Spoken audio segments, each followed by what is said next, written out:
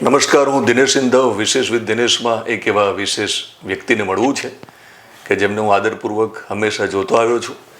એક સમયે મારે પણ એક્ટર બનવું હતું અને હું જ્યારે અમદાવાદમાં એક્ટર બનવા આવ્યો ત્યારે જે લોકોને હું ટીવીમાં જોતો હતો, જે લોકોને હું રંગભૂમિ ઉપર જોતો હતો એક્ટિંગ કરવા, એ લોકોને જોઈને મને એવું લાગતું હતું કે હું પણ એક્ટિંગ કરી શકું. અને એક્ટિંગ કરવાનો જ્યારે હું પ્રયત્ન કરતો હતો, એમાંના જે કલાકારો છે, એમાંના જે કલાકારને મારે મળવું છે, મિલમાં નોકરી કરે છે, ટેક્સટાઇલ એન્જિનિયર છે. એ પછી લાગે છે કે પૈસા તો આવશે, બહુ સારો એવો પગાર પણ એમને મળતો હતો, બહુ સારી પોઝિશન હતી, વિદેશમાં જાય તો બહુ સારા એવા પૈસા એ વખતે મળી શકે એમ હતા. પણ એમને જે લગાવ હતો એ અભિનય સાથે હતો. શરૂઆતમાં એમને સંગીત સાથે પણ એક લગાવ થયો, એટલે તેમને વાંસળી વાદક તરીકે એમની કરિયરની શરૂઆત કરી. પછી એ પાછા એક્ટર પણ બને છે, એટલે અભિનય સાથે એમનો નાતો જોડાય છે. મેં નોંધ્યું છે કે એમને સાથે નાતો છે. તેઓ મિલમાં કામ કરે છે. એ પછી તેઓ જ્યારે વાંસળી વાદક બને છે ત્યારે મણિરાજ બારોટ સાથે તેઓ વાંસળી વગાડે છે. એ પછી જ્યારે એક અર્બન ગુજરાતી ફિલ્મનો યુગ આવ્યો, એમાં પણ એક ડિબેટેબલ છે અર્બન ગુજરાતી ફિલ્મ કહેવી કે ના કહેવી, પણ જ્યારે એક નવો દોર ગુજરાતી ફિલ્મોનો શરૂ થયો કે આજની નવી પેઢી ગુજરાતી ફિલ્મો જોતી થઈ, એના માટે છેલ્લો દિવસ નામની ફિલ્મ ખૂબ અગત્યની છે. એ ફિલ્મમાં મલ્હાર ઠાકરને આપણે જોયા અને મલ્હારના કારણે ઇન્ડસ્ટ્રીઝને એક પ્રકારની સ્પીડ મળે છે, એક નવી દિશા ખુલે છે. તો ત્યાં ફરી મલ્હારની શરૂઆત, એટલે મથી શરૂઆત થાય છે અને મલ્હાર નામના એક્ટરની સાથે એમની ફિલ્મ આવે છે. છેલ્લો દિવસમાં આપણે એમને જોયા હતા. મારી સાથે પ્રશાંત બારોટ છે. આ નામ બોલ્યા પછી માત્ર ઔપચારિકતા કરું છું. અહીંયા લખવું પડે તો હું લખીશ, એટલા માટે કે અમે કરતા હોઈએ છીએ, પણ એમનું નામ કાફી છે. ઘણી બધી વાતો કરવી છે. આ ઇન્ડસ્ટ્રીઝમાં એમને અત્યાર સુધી જે સફળતાપૂર્વક કામ કર્યું છે એ પ્રેરણાદાયી વાતો આપણે કરવી છે, જેથી કરીને બીજા કોઈ પ્રશાંત નામના યુવકને એક્ટર બનવું હોય તો કદાચ બોર્ડર ઉપર હોય તો એ વંડી કૂદી અને સ્ટેજ ઉપર આવે, પછી જરૂર લાગે તો ફિલ્મના ફ્લોર ઉપર આવે, અને હવે OTT પ્લેટફોર્મમાં પણ આપણને જોવા મળે. તો મારો ઈરાદો એવો છે કે એમની એવી બધી વાતો આપણે જાણીશું કે જેથી આપણને પ્રેરણા મળે. વેલકમ. ખૂબ ખૂબ આભાર દિનેશભાઈ આપનો, તમારા દર્શકોનો.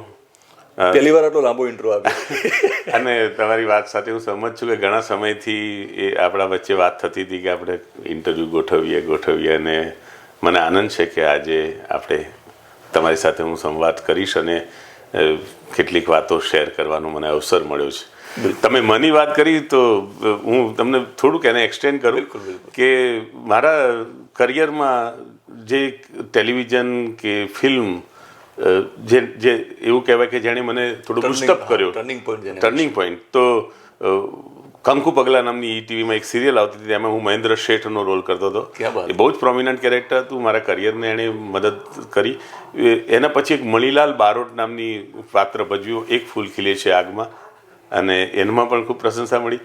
એક મારી ફિલ્મ હતી પ્રેમી ઝૂક્યા નથી ને ઝૂકશે નહીં, વિક્રમ ઠાકોર, અરવિંદ રાઠોડા, મારા આદરણીય આત્મારામ ઠાકોરે એને દિગ્દર્શન કર્યું હતું. એમાં પણ હું મુખીનો રોલ કરતો હતો. અને મારું હોમ પ્રોડક્શન છે બાપુજી મારા બાજીગર, એમાં માધા કાકાનું પાત્ર ભજવું સાથે. ખરેખર મને એવું લાગે છે કે તો તમારા મનની વાતો આજે જાણીએ. બિલકુલ બિલકુલ, મને આનંદ થશે. છેલ્લો દિવસ એ પહેલાં તમે ઘણું બધું કામ કર્યું છે, પણ નવી પેઢીને જે ઇન્સ્ટાગ્રામમાં આજકાલ લોકો બહુ એંગેજ છે, એ લોકોને છેલ્લો દિવસ કહું ને એટલે કદાચ આપણું કામ બહુ સરળ થાય. છેલ્લો દિવસનો સવાલ મેં એટલા માટે કર્યો કે તમારી કરિયરમાં ટર્નિંગ પોઈન્ટ છે. કારણ કે એ પહેલાં તમે વિક્રમ ઠાકોર સાથે back to back 2 silver jubilee ફિલ્મો આપી રૂરલમાં, જ્યારે બહુ મોટું નામ, અને બહુ એ વખતે ઘણી બધી ટ્રેક્ટરો ભરીને લોકો ફિલ્મો જોવા આવતા. અને પછી છેલ્લો દિવસ કે જ્યારે એક નવો યુગ શરૂ થવાનો હતો અર્બનનો, તો છેલ્લો દિવસ કેવી રીતે મળ્યો? એકચ્યુઅલી એ ફિલ્મના કાસ્ટિંગ ડિરેક્ટર હતા અભિષેક શાહ, અને એમનો મને ફોન આવ્યો કે આવી રીતે એક ફિલ્મ કરીએ છીએ અને તમે એમાં રોલ કરો. ટુ બી ઓનેસ્ટ, હું ત્યારે દીવમાં મારો શો હતો અને મેં કીધું હું આવી રીતે બહારગામ નાટકની ટૂરમાં છું, પણ ટૂંકમાં ગોઠવાયું. એમને સવારે જરૂર હતી, મેં તો હું બપોર પછી પહોંચીશ, અને કે વાંધો નહીં, અમે થોડું વેઇટ કરી લઈશું તમારા માટે, પણ તમે આવો ને તમે આ રોલ કરો એવી અમારી બધાની ઈચ્છા છે. અને એ રીતે ફિલ્મ મેં કરી, અને આઈ એમ બ્લેસ્ડ બાય ગોડ કે ફિલ્મ એટલી બધી સફળ થઈ કે એના કારણે ચોક્કસ તમે કીધું એ વાત સાથે હું સંમત છું કે મારા કરિયરને પણ એક એનાથી. એ ફિલ્મમાં તમારો રોલ નાનો હતો, ટૂંકો હતો, પણ જે તમારી સફર છે ને એને મને લાગે છે કે લાંબી કદાચ એ ફિલ્મના કારણે એ સફર તમારી થઈ, એવું માનો છો? બિલકુલ સાચી વાત છે, બિલકુલ સાચી વાત. મેં દાદર મારા મનમાં પણ ત્યારે એવું હતું, કારણ કે એની પહેલાં જે પ્રકારની ફિલ્મો મેં કરી હતી, પ્રેમી ઝૂક્યા નથી ને ઝૂકશે નહીં, મા બાપના આશીર્વાદ, અવતાર ધરીને આવું છું, એ બધી ફિલ્મોમાં ખાસું પ્રોમિનન્ટ કેરેક્ટર હતું મારું. કમર્શિયલી સક્સેસ ફિલ્મ હતી. અને એ પછી એમણે જ્યાં ઓફર કર્યું ત્યારે મેં પણ કહ્યું હતું, મેં કીધું કે આ રીતે થોડુંક length, I am expecting something longer and stronger. પણ એમણે કીધું સર થોડુંક આવું છે ને તમે કરી લો તો સારું. અને એવું નથી કે મેં એહસાન કર્યો, પણ સાથે સાથે મારા મનમાં એ સદભાવ પણ હતો એમના માટે નહીં, કે એમની વિનંતીને હું થોડું રિસ્પેક્ટ કરું. અને એ ભાવ સાથે જે ફિલ્મમાં હું સંકળાયો હતો. અને પછી એ ફિલ્મ હિટ થઈ ગઈ. અને આઈ એમ બ્લેસ્ડ બાય ગોડ કે એ ફિલ્મના ડિરેક્ટર, રાઇટર અને પ્રોડ્યુસર વૈશલભાઈ કે કૃષ્ણદેવી યાજ્ઞિક, એમની સાથે પણ મારો એક ક્રમ ચાલુ રહ્યો. એ પછી નાડીદોષ જેવી ફિલ્મ મળી, શું થયું કરી, ફક્ત મહિલાઓ માટે કરી, તો અફરાતફરી કરી. અફરાતફરી. પણ આ તો આ ફિલ્મ સાથે સંકળાયેલા મેકર્સ, બિલકુલ બિલકુલ, યસ. એટલે એ રીતે પણ એમની સાથે એક નાતો બન્યો. રાઇટર ડિરેક્ટર સાથે એક સંબંધ સ્થપાયો, એક ટ્યુનિંગ બન્યું. બિલકુલ. કે એમની સાથે પણ હું ફિલ્મો કરી શક્યો. એક વેબ સિરીઝ કરી કેડી સર સાથે, જે હવે આવશે. બોલિવૂડમાં પણ બોલિવૂડમાં once upon a time in મુંબઈમાં ઘણા વર્ષો પહેલાં એક મિલન લુથેરિયાની જે બાલાજીની એ ફિલ્મ હતી, એકતા કપૂર પ્રોડ્યુસર હતી, એ ફિલ્મ કરી.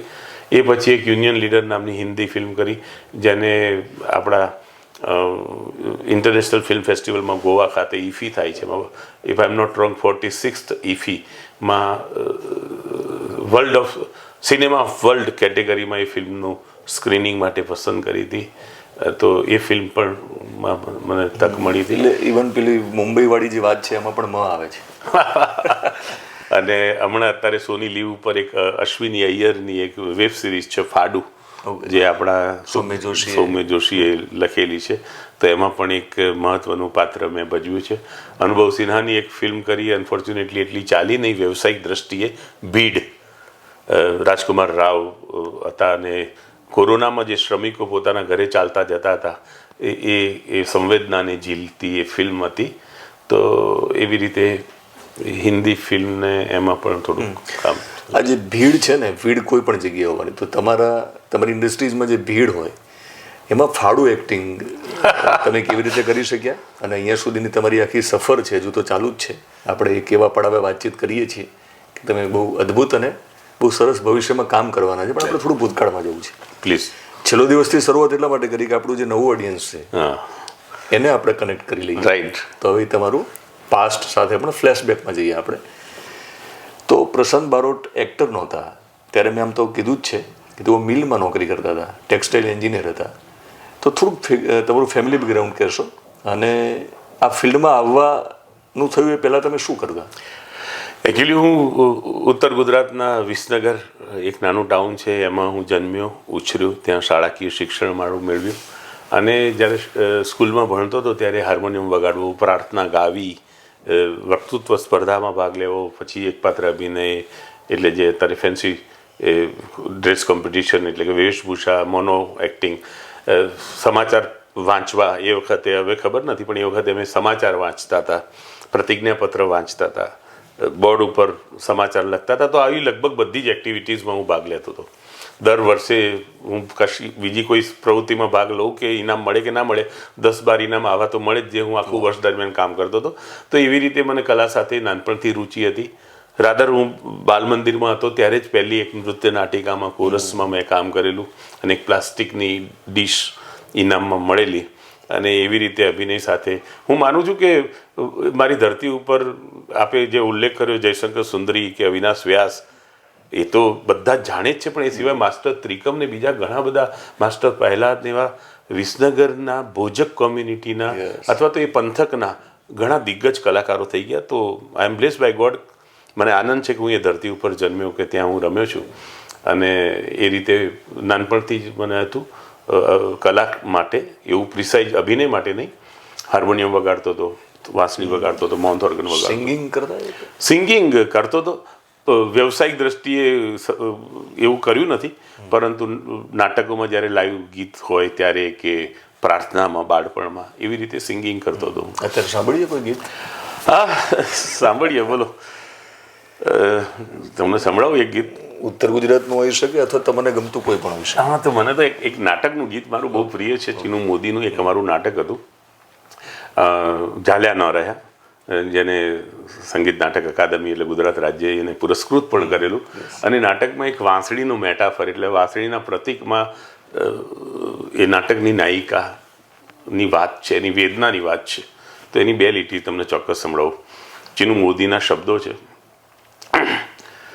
બોળી મોરલી રે, બોળી મોરલી રે, હું તો ગોકુલ કેરી ગેલી ને મથુરામાં શું વાગું. ક્યાં વાત.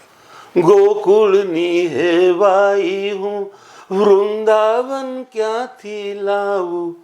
ભોળી મોરલી રે, ભોળી મોરલી રે, ક્યાં જમનાના પાણી વાલા, ક્યાં એ કદમ ડાળી, કંસ વડે અહીં માર્ગ વચ્ચે, ક્યાં મારા વનમાળી. ભોળી મોરલી રે, ભોળી મોરલી રે. આ સ્ટાન્જા સરસ છે કે આખા અંગે છેદ કરાયા, ક્યાં વાત. પણ લગરીક ના વાગી.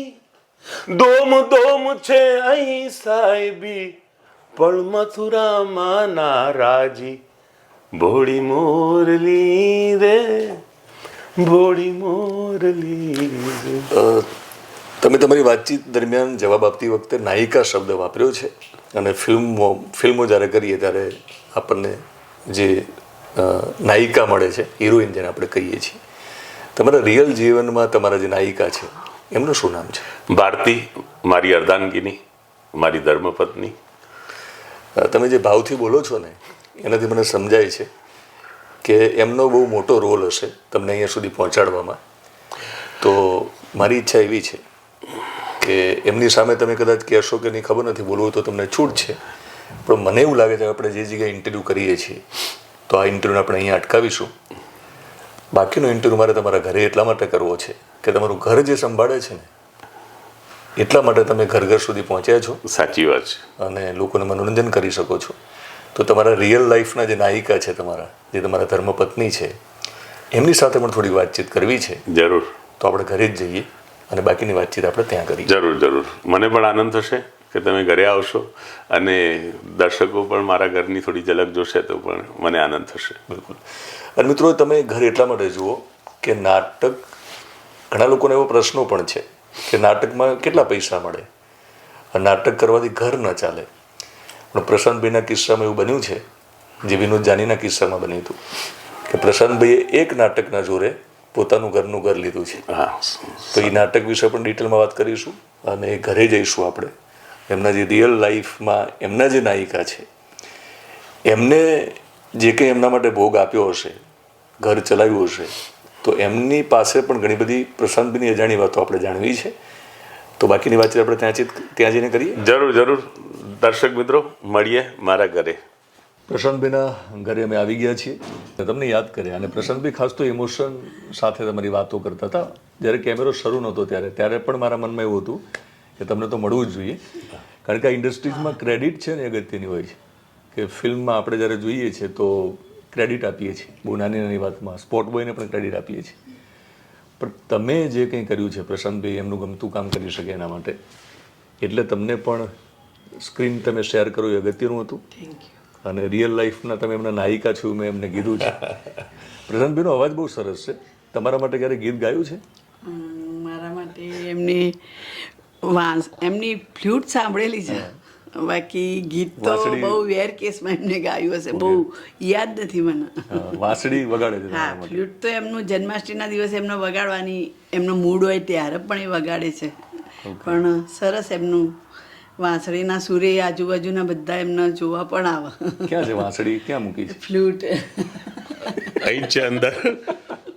પણ મારી એક પરંપરા છે કે જન્માષ્ટમીએ જ્યારે અમારા ઘરે જન્મોત્સવ કરીએ કૃષ્ણ ભગવાનનો, ત્યારે હું બિલકુલ કૃષ્ણના ભક્તિ ગીતો થોડાક વાંસળીથી એમનું વંદના કરું. એવું વર્ષોથી પરંપરા છે. આમ છે ને, તમે એમને કવર કરો છો તમે એમને કવર કરો તો જ એમના ફિલ્ડમાં કામ કરી શકે, પણ ટેકનિકલી કેમેરામાં તમે એમને અત્યારે કવર કરો છો એટલે તમે થોડાક પાછળ રહો એમ, અને હંમેશા તમે એમની પાછળ રહ્યા છો, બરાબર ને પ્રશાંતભાઈ? સાચી પ્રશાંતભાઈ સાથે ઘણી બધી વાતો કરવી છે. મારે સમજવું છે કે વિસનગરથી નીકળ્યા પછી અહીંયા સુધી એમની જે આખી સફર છે એ સફર ખૂબ પ્રેરણાદાયી છે. ઘણી બધી વાતો કરવી છે, પણ મેં કહ્યું કે ઘરનું ઘર પણ પ્રશાંતભાઈ બનાવી શક્યા નાટકના જોરે, પણ અભિનયથી ઘર ચલાવવું, અભિનયથી જ ઘર ચાલશે, સંતાનો પણ આવવાના હતા, સંતાનોના ભવિષ્યની ચિંતા હોય, એ બધું જ હશે. આમ છતાં તમે મંજૂરી કેમ આપી કે ના ગમતું કામતું પ્રશાંત કરે? એટલા માટે કે એમના પોતાના પણ માઇક થોડુંક તમારી પ્રતિષ્ઠા મળે એમને તમે જ પોતાના, પકડો એક. અને મને પણ ગમતું કે આવું આમ આપણો હસબન્ડ આ રીતે આવી શકે ફિલ્મમાં. એમને જોઈને મને ખૂબ જ અત્યારે હાલ પણ મને આનંદ થાય કે એમને કેવા સરસ સરસ બધા આમ મળવા આવે છે, એ રીતે મને ખૂબ જ આનંદ થાય છે. એ એક્ટર છે એ રીતે. બિલકુલ. એટલે પ્રશાંતભાઈની સફળતામાં તમારું જે યોગદાન છે ને એ ખૂબ અગત્યનું છે. મારો સવાલ એ હતો, તમે ભલે કીધું, કારણ કે પતિ છે ને એ ઘરે આવે ત્યારે સ્ક્રીન ઉપર એવો હોય એવો ન પણ હોય, ઘરે પતિ જુદો હોય, આમ છતાં ઘર ચલાવવાની વાત આવે ત્યારે એ બધું ના ચાલે. તો તમે જે નિર્ણય, પ્રશ્ન તમે સમજાવો કે એક સ્ત્રી તરીકે આ નિર્ણય ખૂબ અગત્યનો હશે. તમારી જે મિલમાં તમે નોકરી કરતા, સારી પોઝિશનમાં હતા, સારો પગાર હતો, અને સીધા કટ્ટુ તમે જો નાટકમાં આવો તો પછી પૈસા મળે ના મળે એની કોઈ ગેરંટી નહોતી, બરાબર, ઓછા ઓછા પૈસા મળે. તો આજે પરમિશન તમને જે મળી ને એ કેટલી અગત્યની છે કલાકારને એના ફિલ્મ આગળ વધવા માટે? બિલકુલ ખૂબ જ અગત્યની. એટલે અતિ આવશ્યક ને અનિવાર્ય આ બે પાસાઓ છે. ને મેં તમને અગાઉ પણ આપણે વાત થઈ હતી કે એક ફીટબળ આપી મારા મોટાભાઈ પૂજ્ય પંકજભાઈ બારોટ, કે જેમણે મને કીધું કે તું કર, હું બેઠો છું. એમણે કીધું, એમનો તો હું આભારી છું, અને એ ઈશ્વરની કૃપા છે કે એવા ભાઈ મળ્યા. પણ એ પછી જે સંઘર્ષ હોય અથવા તો જે જીવનની જરૂરિયાતોમાં તમારા અભાવમાંથી પણ પસાર થવું પડે, એ માનસિક તૈયારી હતી મારી. અને એમાં પણ તમને સાથ જેને આપવાનો છે એ તો ધર્મપત્ની આપવાનો છે. કારણ કે તમે એક હેન્ડસમ એમાઉન્ટનું સેલરી તમારો દર મહિને આવતો હોય અને જે લાઈફ તમારી ચાલતી કેટલો હોય. સેલરી હતો છેલ્લે ત્યારે? 90માં આઈ વોઝ ગેટિંગ 12.5K, એટલે 12,500 રૂપિયા એ વખતે જ્યારે મને યાદ 1990માં? હા, જ્યારે મને યાદ છે કે હું સ્કૂટરમાં 50 રૂપિયામાં બજાજ સુપરમાં 5 લીટર પેટ્રોલ અને 200 ગ્રામ ઓઇલ ચાલતું હતું. અને હું જ્યારે, કારણ કે આઈ એમ આઉટસાઇડર પર અમદાવાદ, હું વિસનગરથી આવેલો હતો, ત્યારે 300 રૂપિયાનું મકાનનું ભાડું હતું. એ સમયે એકદમ પ્રમાણમાં કમ્ફર્ટેબલ લાઈફ હતી. એમાંથી અચાનક તમારે એક અનકમ્ફર્ટેબલ ઝોનમાં આવવું, અને તમે જાણો છો કે ઘરનું તંત્ર તો સ્ત્રી પત્ની ચલાવતી હોય છે, અને એમાં ભારતીએ જે મને સપોર્ટ કર્યો કોઈ પણ ફરિયાદ વગર, કે ના તમારું ગમતું કામ કરો, બાકીનું બધું આપણે બે ભેગા મળીને અથવા તો હું બધું મેનેજ કરી લઈશ. ભારતીબેન એવું નક્કી કર્યું કે તમે ભારતમાં જ રહીને ગમતું કામ કરો, પણ જો તમે વિદેશમાં ગયા હો તે વખતે તો કેટલા પૈસા મળવાના હતા? તો આઈ થિંક ઘણા. એટલે હું માનું છું કે મને જે 12,500 મળતા હતા એના બદલે કદાચ હું 1.5 લાખ રૂપિયા કમાતો અત્યારે. 1990માં? 1990. રૂપિયામાં રમતો માણસ નામનું નાટક એમને કરેલું છે. પણ આ માણસ પછી જ્યારે નાટક શરૂ કરે તો શરૂઆતમાં ખરેખર ઘરની સ્થિતિ કેવી હતી? સાચું બોલજો, પૈસા હતા કે નહોતા? ના, એ વખત પૈસાની તો તૂટ આમ પડતી, પણ અમારા ચાલી જતું હતું, આમ કે ચાલી જશે. એ વખત તો બહુ મોંઘવારી પણ નથી ને, એટલે છોકરાઓનું શું ભણવાનું કઈ રીતે પણ ચાલી જતું હતું. પણ મને ક્યારે એમને પૈસા માટે કોઈ દિવસ એમને રોકી નથી મને. પણ હેન્ડ ટુ માઉથ પોઝિશન એમ. ઓકે, બિલકુલ. સપોઝ તમે 500 રૂપિયા કમાઓ તો 500 રૂપિયા વાપરવાના તૈયાર જ હોય, કંઈ વાપરવાના છે.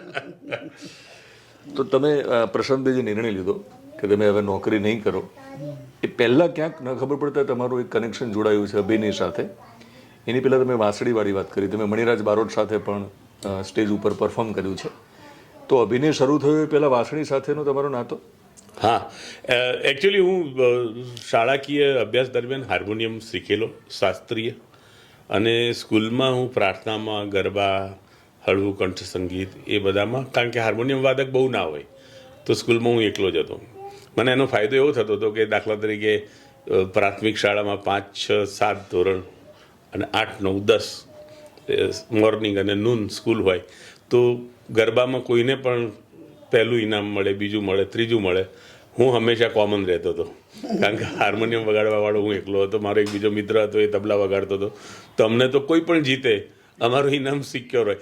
તો સંગીત સાથે એ રીતે નાતો હતો. ને પછી મને ફ્લ્યુટ વગાડવાનું પણ એમ થયું કે ફ્લ્યુટ પણ આપણે શીખીએ. અને મેં ફ્લ્યુટ શરૂઆતમાં મારી જાતે પ્રયત્ન કર્યો અને પછી શાસ્ત્રીય કેટલોક અભ્યાસ પણ કર્યો. હું જ્યારે એન્જિનિયરિંગમાં ભણતો હતો ત્યારે હોસ્ટેલમાં ફ્લ્યુટ વગાડતો હતો. કોલેજની એક ટેલેન્ટમાં બધા ગીતો ગાતા હતા તો મને થયું કે ચલો હું ફ્લ્યુટ વગાડું. અને મેં ફ્લ્યુટ વગાડી તો ઓર્કેસ્ટ્રાવાળાએ કીધું કે આપ તો અચ્છી બજા લેતો, હમારે પ્રોગ્રામ મેં ભી આના, કભી પૈસા ભી મિલેગા.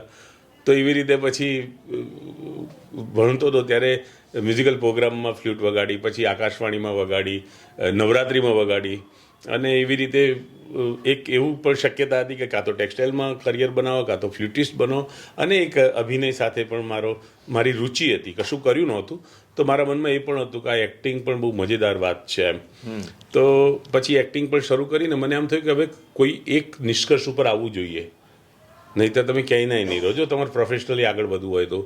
અને પરિસ્થિતિ, સંજોગો, મારી પોતાની રુચિ જોતા મેં અભિનય ક્ષેત્રને સ્વીકાર્યું.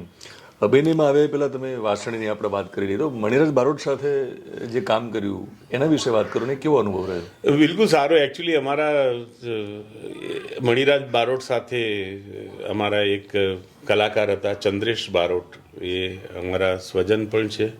અને એ નવરાત્રિમાં આવી રીતે પ્રોગ્રામ આપતા હતા તો એમાં હું ગયો. અને પછી ત્યાંથી મણિરાજ બારોટના પ્રોગ્રામમાં થોડું વગાડ્યું મેં. બીજી બધી મ્યુઝિકલ ઓર્કેસ્ટ્રામાં વગાડ્યું અને સારું રહે. પણ એ બહુ લાંબુ સમયગાળો નહોતો. બિલકુલ.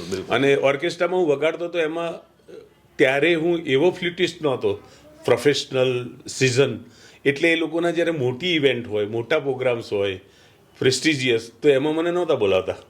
તો કોલેજના સોલ્ડ આઉટ શો હોય, એન્યુઅલ ફંક્શન હોય, ટેલેન્ટ હોય કે જેમાં થોડું એ લોકો બજેટ પ્રમાણે રમતા હોય. તો મણિરાજને જોઈને ક્યારે તમને એવું લાગ્યું હતું કે તમારે પણ સિંગર બનવું છે એકાદ વખત? ના, સિંગરનું તો મને ક્યારેય નથી. હું થોડું ગાઈ શકતો હતો, નાટકોમાં ગાતો હતો, શાળાકીય અભ્યાસ દરમિયાન ગાતો હતો. ઇવન મણિરાજ બારોટ સાથે મેં ફિલ્મ પણ કરેલી. એમની પહેલી ફિલ્મ હતી ઢોલો મારા મલક, એમાં પણ એક કેરેક્ટર મેં પ્લે કરેલું. એ અલગ રેફરન્સથી. અને સુભાષ શાહ આપણે વચ્ચે આજે નથી, દિગ્દર્શક સુભાષ જે શાહ, એમને મળ્યો હતો અને એ ફિલ્મ મેં કરી હતી.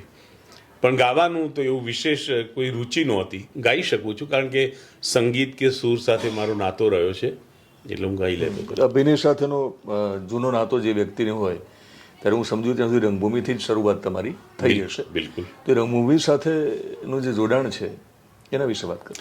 એકચ્યુઅલી અભિનયમાં મને બહુ શોખ હતો. તો મારી કરિયરની સૌથી પહેલી જોબ મને પેટ્રોપ્યુસ કંપની, તમને ખ્યાલ હશે, દર્શકોને પણ ખ્યાલ હશે કે આઈપીસીએલનું યુનિટ હતું અને બરોડામાં હતી. એ કેમ્પસ ઇન્ટરવ્યૂમાં, એટલે કે વેન આઈ વોઝ સ્ટડિંગ મને જોબ મળી ગઈ હતી. અને બરોડામાં ટ્રેનિંગ હતી. પછી અંકલેશ્વર હું ગયો, ત્યાં ટ્રેનિંગને બધું સારી રીતે પૂરું થયું. મારે એક્ટિંગ કરવી હતી. તો મને થયું કે અંકલેશ્વરમાં કે એમાં તો અભિનય કરવાના કોઈ સ્કોપ દેખાયા નહીં મને. તો એ ફિલામેન્ટ ઇન્ડસ્ટ્રીઝ હતી.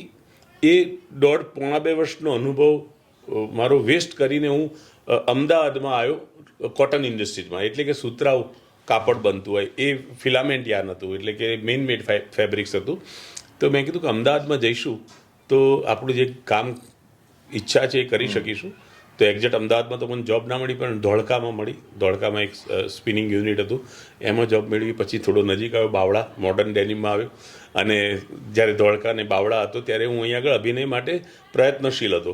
અને તમને નવાઈ લાગશે કે એક્ઝેક્ટ અથવા તો સાચી જગ્યાએ અભિનય કરવા માટે મારા 3 વર્ષ ગયા.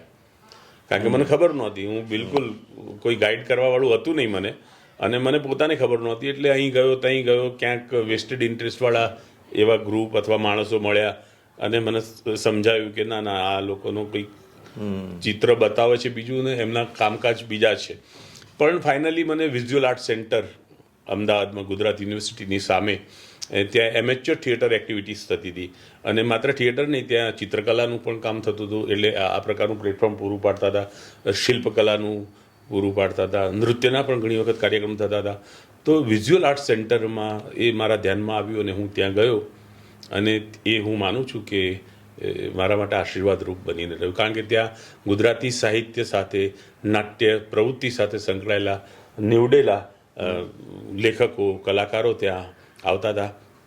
ચીનુ મોદી, સુભાષ શાહ, ઇન્દુ પુવાર, લાભશંકર ઠાકર, રાજેન્દ્ર શુક્લ, માધવ રામાનુજ, આ બધા ત્યાં નિયમિત અવારનવાર આવતા, કાવ્ય ગોષ્ઠી કરે, સાહિત્ય સત્સંગ કરે અને નાટકોની પણ પ્રવૃત્તિ ચાલતી હતી. અને ત્યાં એવું એમેચ્યોર થિયેટર ચાલતું હતું કે એનું એક ચોક્કસ ઓડિયન્સ હતું. ત્યાં તમને પૈસા મળે પણ નહીં, તમારે પૈસા આપવાના પણ નહીં, તમને એક પ્લેટફોર્મ પૂરું પાડે, માર્ગદર્શન મળે. અને ત્યાં આગળ મેં સોફોક્લિસનું ઇલેક્ટ્રા, આજથી 2500 વર્ષ પહેલાં લખાયેલું ગ્રીક નાટક, ગ્રીક ટ્રેજડી, તો એ ઇલેક્ટ્રા મને કરવાનો મોકો મળ્યો. ચીનુ મોદીનું લખેલું નવલશાહ હીરજી, ઝાલકા, શુદ્રક સંસ્કૃત નાટ્યકાર, એનું મૃચ્છકટિકમ, જેના ઉપરથી ઉત્સવ ફિલ્મ બની હતી. તો આવા એક ક્લાસિક નાટકો, અર્થપૂર્ણ નાટકો જે કોઈ પણ કલાકારના ઘડતર માટે બહુ આશીર્વાદરૂપ બની રહે, તો એવા નાટકો ત્યાં મને કરવાનો અવકાશ મળ્યો, મોકો મળ્યો. અને કેટલાક નાટકો અમે રાજ્ય કક્ષાની સ્પર્ધામાં મૂક્યા, એમાં પુરસ્કૃત થયા, એના વિનર્સો થયા. અને બીજો ફાયદો એ થયો કે ત્યાં આગળ પ્રેક્ષક તરીકે જે આવતા હતા એ લોકો ફિલ્ડ સાથે સંકળાયેલા લોકો હતા, થિયેટર સાથે, ટેલિવિઝન સાથે, ફિલ્મો સાથે. એ વખતે ફિલ્મોનું એટલું મહત્ત્વનું કેન્દ્ર નહોતું અમદાવાદ, પરંતુ અભિનયને સંલગ્ન નીવડેલા લોકો પણ તે પ્રેક્ષક તરીકે આવતા હતા. એટલે તરત તમારું કામ એમના સુધી પહોંચતું હતું. અને એવી જ રીતે 3-4 વર્ષ મેં ત્યાં કામ કર્યું અને પછી એમાંથી જ કોઈએ કીધું કે મારું કમર્શિયલ પ્લે કરીશ, મારી સિરિયલ કરીશ, અને યાત્રા શરૂ થઈ. બિલકુલ. એમને કીધું કે પૈસા મળે ના મળે, ઓછા મળે, પણ લોકો સુધી એમનું કામ પહોંચ્યું અને પછી તો એ લોકોના ઘર ઘર સુધી પહોંચ્યા. આશીર્વાદ પણ મળ્યા લોકોના, દર્શકોના. પણ પછી ઘરે ઓછું રહેતા હશે. તો એટલે શરૂઆતમાં તો ઠીક છે કે તમને લાગ્યું મારો પતિ સ્ક્રીન ઉપર આવે, લોકો વખાણ કરે તો તમને વધારે ગમે, પણ એ ઓછું ઘરે રહે અને તમને સમય ના આપી શકે. એ તમે ઓડિયન્સને સમજાવો કે કલાકારની દુનિયા કેવી હોય છે. એ એવું હોય છે કે આમ આપણે પીજી કહીએ ને, કે પીજી તરીકે એ રહેતા હતા અમારા ઘરમાં. સવારે શૂટ કરવા જતા રહે અને સાંજે છેક રાત્રે, મોડી રાત્રે આવે અને બીજા દિવસે પાછું પણ, ભારતી કાલે મારા શૂટિંગમાં વહેલું જવાનું છે. તો એ રીતે આમ કામમાં વ્યસ્ત ખૂબ જ રહેતા હતા એ, અને હજી પણ રહે છે. એ પણ મને આનંદ થાય છે. તમને આનંદ થાય છે, તમે બધી હસતા હસતા વાતો કરો છો, બધું બરાબર છે, પણ કેટલું કોમ્પ્રોમાઇઝ કરવું પડે છે એક પતિને ગમતું કામ કરવાની છૂટ આપવા માટે. તો એમાં એવું છે કે સામાજિક જ્યારે આવે છે પ્રસંગ કોઈ, તો કે ભારતી હું ના આવું તો ચાલે, તો હું એમ પણ કહું છું એમને કે હા ચાલશે, હું હાજરી આપું એટલે આવી ગયો. એ પણ એમને ઘરે આવું છું એ જરૂરી છે. એમને કીધું ઘરે બહુ ઓછા આવવાનું થાય, કારણ કે તમારે બેક ટુ બેક અલગ અલગ ફ્લોર ઉપર તમારે જવું પડે. તો એ તમે કિસ્સો કહેશો કે તમે તો ઘરેથી નીકળી જાઓ, ઘરે સંભાળી લે, પણ ઘરેથી નીકળો ત્યારે પણ કેટલીક કેર, આપણી કેર છે ને સ્ત્રીઓ લેતી હોય, તમારું પેકિંગ કરવું કપડાથી માંડીને. એટલે શું અનુભવો છે? એટલે હું દાખલા તરીકે કહું કે એક સમય એવો હતો અમદાવાદમાં કે હું એકસાથે 7-8 નાટકો કરતો હતો. દિવસ દરમિયાન શૂટિંગ કરતો હોઉં, અથવા શરૂઆતનો એક ટાઈમ એવો હતો કે હું ટેક્સટાઇલના કોમ્પોનન્ટનું, એટલે કે ટેક્સટાઇલના સ્પેરપાર્ટનું માર્કેટિંગ પણ કરતો હતો, જેથી ઘરનું અર્થતંત્ર સચવાઈ રહે. તો દિવસ દરમિયાન શૂટિંગ ના હોય તો માર્કેટિંગ કરવું પડે, કારણ કે તમે એ વખતે 5-7 દિવસ શૂટિંગ મળતું હતું મહિનામાં, તો બાકીનો સમય શું કરો? તો તમારે માર્કેટિંગ કરવું પડે, અથવા તો તમે કમિટ કર્યું હોય એ તમારી ડિલિવરી ના તે કરવું પડે. અને એ મારો વન મેન શો હતો. હું જ માલિક, હું જ એનો સેલ્સ એન્જિનિયર અને હું જ એનો ડિલિવરી બોય, બધું હું જ હતો. તો એ રીતે આખો દિવસ પસાર થઈ જાય. ત્યારે મારે, હું ખાલી એટલું જ સૂચના આપું કે આજે રૂપિયામાં રમતો માણસ નાટક છે. તો એ પ્રમાણે ભારતીને ખબર હોય કે રૂપિયામાં, અને તમને ખબર હશે ને દર્શકોને ખાસ જણાવવાનું કે અમદાવાદમાં એક એવી પ્રથા હતી, હજુ પણ અંશતઃ છે, કે કલાકારો કોસ્ચ્યુમ પોતાના વાપરતા હતા નાટકમાં. જે સામાન્ય રીતે નાટકમાં એવું હોય કે પ્રોડક્શન હાઉસના કોસ્ચ્યુમ હોય, કલાકાર હાથ પગને હૈયું લઈને જ આવતા હોય ને નાટક પરફોર્મ કરતા હોય. અમદાવાદમાં વર્ષોથી એક એવી પ્રણાલી હતી કે કોસ્ચ્યુમ પણ આર્ટિસ્ટ પોતે મેનેજ કરે, એટલે નાટકમાં જે શૂટ પહેરવાના હોય કે ધોતિયું પહેરવાનું હોય, દ્રશ્ય પ્રમાણે તમારા કપડાની જે જરૂરિયાત હોય એ એક્ટર લઈને થેલા લઈને જાય નાટકનું પરફોર્મ કરવા માટે. તો મારા વાઈફને મારે ભારતીને ખાલી એટલું જ કહેવાનું કે આજે રૂપિયામાં રમતો માણસ, આજે ભાઈ મારો ભાઈબંધ, આજે દાવપેચ, આજે નવલ શાહીરજી, અને એ બધું તૈયાર હોય, ઘરે આવ્યા તમે થોડું કંઈ જમ્યા કે નાસ્તો કર્યો ને બેગ લઈને પાછા થિયેટર ઓડિટોરિયમમાં. આજે રૂપિયામાં રમો છો તમે એવું એટલા માટે કહીશ, એટલા માટે કહું છું, આપણે એ બેંક બેલેન્સમાં નથી જવું, પણ મેં શરૂઆતમાં કીધું હતું કે તમે નાટકના જોરે ઘરનું ઘર લઈ શકે અમદાવાદમાં, એ વાત કરવી છે. ચોક્કસ. પણ એ પહેલા મારે પૂછવું છે કે વચ્ચે એમને તો ખબર હતી કે બહુ પૈસા નહીં મળે, તમારી પણ તૈયારી હતી, પણ એમની જરૂરિયાત અને એમની જવાબદારી હતી કે તમારી જે જરૂરિયાત છે એટલા તો તમારા ઘરમાં આવવા જોઈએ, કમસે કમ તમારો પગાર જે હતો છેલ્લો એટલા નહીં તો એની નજીકમાં આવવા જોઈએ. તો શરૂઆતમાં થોડા ફ્લેશબેકમાં જઈએ કે શરૂઆતમાં તમે ગમતું કામ છૂટી ના જાય એના માટે એવું બીજું શું કર્યું કે તમે પગારની નજીક પહોંચી ગયા? નાટકની આવક સિવાયની વાત કરું ના, એટલે પ્લાન બી નવી પેઢીને સમજવું. બરાબર. એકચ્યુઅલી તો આઈ એમ બ્લેસ્ડ બાય ગોડ. મેં તમને કહ્યું એમ મારા મોટા ભાઈ પૂજ્ય પંકજભાઈ બારોટિયા પોતે બિલ્ડિંગ કોન્ટ્રાક્ટર છે, ને એમનું બને જબરજસ્ત પીઠબળ કે ડોન્ટ વરી, હું બેઠો છું, તું ચિંતા ના કર, તને આ ગમે છે ને તું આ કર, અરે છોડ તારા ફેમિલીને બધું હું સંભાળી લઈશ, કેટલા પૈસા જોઈએ છે મને કહેજે. અને હાઇટની વાત એ કહું, અને મારે કહેવું જ જોઈએ એટલા માટે કે બીજા લોકોને પ્રેરણારૂપ થશે કે એમણે મને જ્યારે પણ મદદ કરી છે એ મારા કયા વગર કરી છે. મેં નથી કીધું ક્યારે કે ભાઈ આ થોડુંક આટલા ખૂટે છે કે ના, અને સતત મારા સંપર્કમાં કેવું ચાલે કામ, ઓર્ડર આવ્યો, આમ થયું, શૂટિંગ થયું, અને એને ખબર પડી જાય કે આ આટલું હશે આનું. તો હું એવું કહીશ કે કદાચ હું લક્ષ્મણ છું કે નહીં ખબર નહીં, પણ એ તો રામ છે મારા માટે. તો શરૂઆતનો તબક્કો તો એવો જ હતો કે કારણ કે જ્યારે મેં જોબ છોડી, ટેક્સટાઇલના કોમ્પોનન્ટનું માર્કેટિંગ શરૂ કર્યું, તો શરૂઆતમાં 6 મહિના કોઈ પણ વ્યવસાયમાં ખાલી આંટા ફેરાના આશીર્વાદ હોય, કામ મળે નહીં. હું પ્રયત્નશીલ હતો, અને મોટા ભાઈએ ઘણી બધી જવાબદારી ઉપાડી, અને એ સિવાય પણ સામાજિક જવાબદારી એમણે ઉપાડી. ઘરમાં આવતા આકસ્મિક જે ખર્ચાઓ હોય, જે આપણને ખબર ના હોય કે આ ખર્ચો થશે, તો એ હંમેશા એ રીતે ઊભા રહ્યા. અને પછી ટેક્સટાઇલનું મારું કોમ્પોનન્ટ્સનું વ્યવસાય પણ થોડો ચાલ્યો, અને એક તબક્કો એવો પણ આવ્યો ઈશ્વરની કૃપાથી કે હું લગભગ સેલરીથી 70-80% સુધી પહોંચી શક્યો. અને પછી એક એવો પણ તબક્કો આવ્યો કે જે હું 3-4 દિવસ શૂટિંગના 3-4 નાટકના શો કરતા હતા, એ 20-25 દિવસ હું શૂટિંગ કરતો થયો, અને એ વ્યવસાય પછી મારે વાઇન્ડ અપ કરવો પડ્યો. વ્યવસાયિક નાટક પહેલું કયું? આમ જોઈએ તો વ્યવસાયિક પહેલું નાટક મારું દામુ સાંગાણીનું લિખિત હું ઘેર નહીં આવું, પણ એ વ્યવસાયિક પણ વ્યવસાયિક રીતે સફળ નહોતું, કારણ કે એનો માત્ર એક જ શો થયેલો. અને એ રીતે સફળ નાટક હું માનું છું રૂપિયામાં રમતો માણસ, જેના 700થી વધારે. ઘર નહીં આવું, હું ઘેર ફરી વાર કહીશ કે તમે ઘરનું ઘર લઈ શક્યા, એ કયું નાટક? એ હું બાપુજી મારા બાજીગર, મારા હોમ પ્રોડક્શનનો પ્લે, જેનું લેખન પણ મેં કર્યું, દિગ્દર્શન પણ મેં કર્યું, નિર્માણ મેં કર્યું, અને મુખ્ય ભૂમિકા હું નિભાવું છું.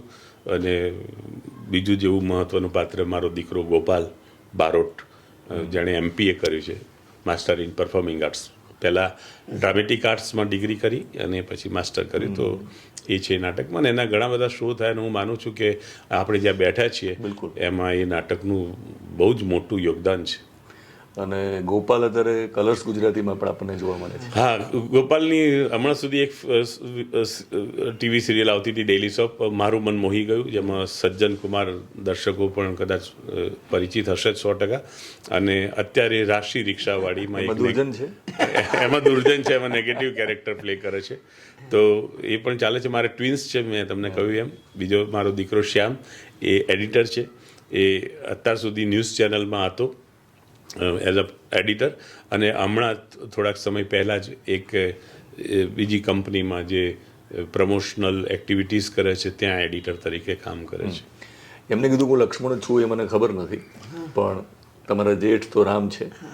પણ ઉર્મિલા માટે બહુ અઘરું હતું, કારણ કે એમાં તો લક્ષ્મણ ડિસિઝન લે એટલે એમાં બહુ લાંબુ એ ઉર્મિલાએ ક્યારેય વિચાર્યું નહોતું. સાચી વાત છે. તો તમે ભલે હસતા હસતા કહો છો, પણ મારે સમજવું છે, કારણ કે બજેટ તમારા હાથમાં હોય છે.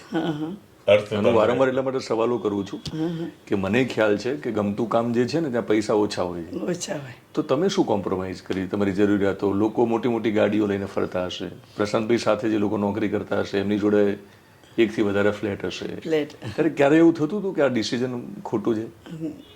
ના, એમ થાય એમ કે એક જોતાને એમનું ગમતું જ કામ હતું, પણ થોડું અમને એમ એ થતું કે કંઈ વાંધો નહીં, આપણને ભગવાન પછી પણ આપશે, આપણને ગાડી શું કે મોટા મોટા ફ્લેટ એ એમ થતું મને અંદરથી. એમ ભગવાનમાં કેટલું માનો છો તમે?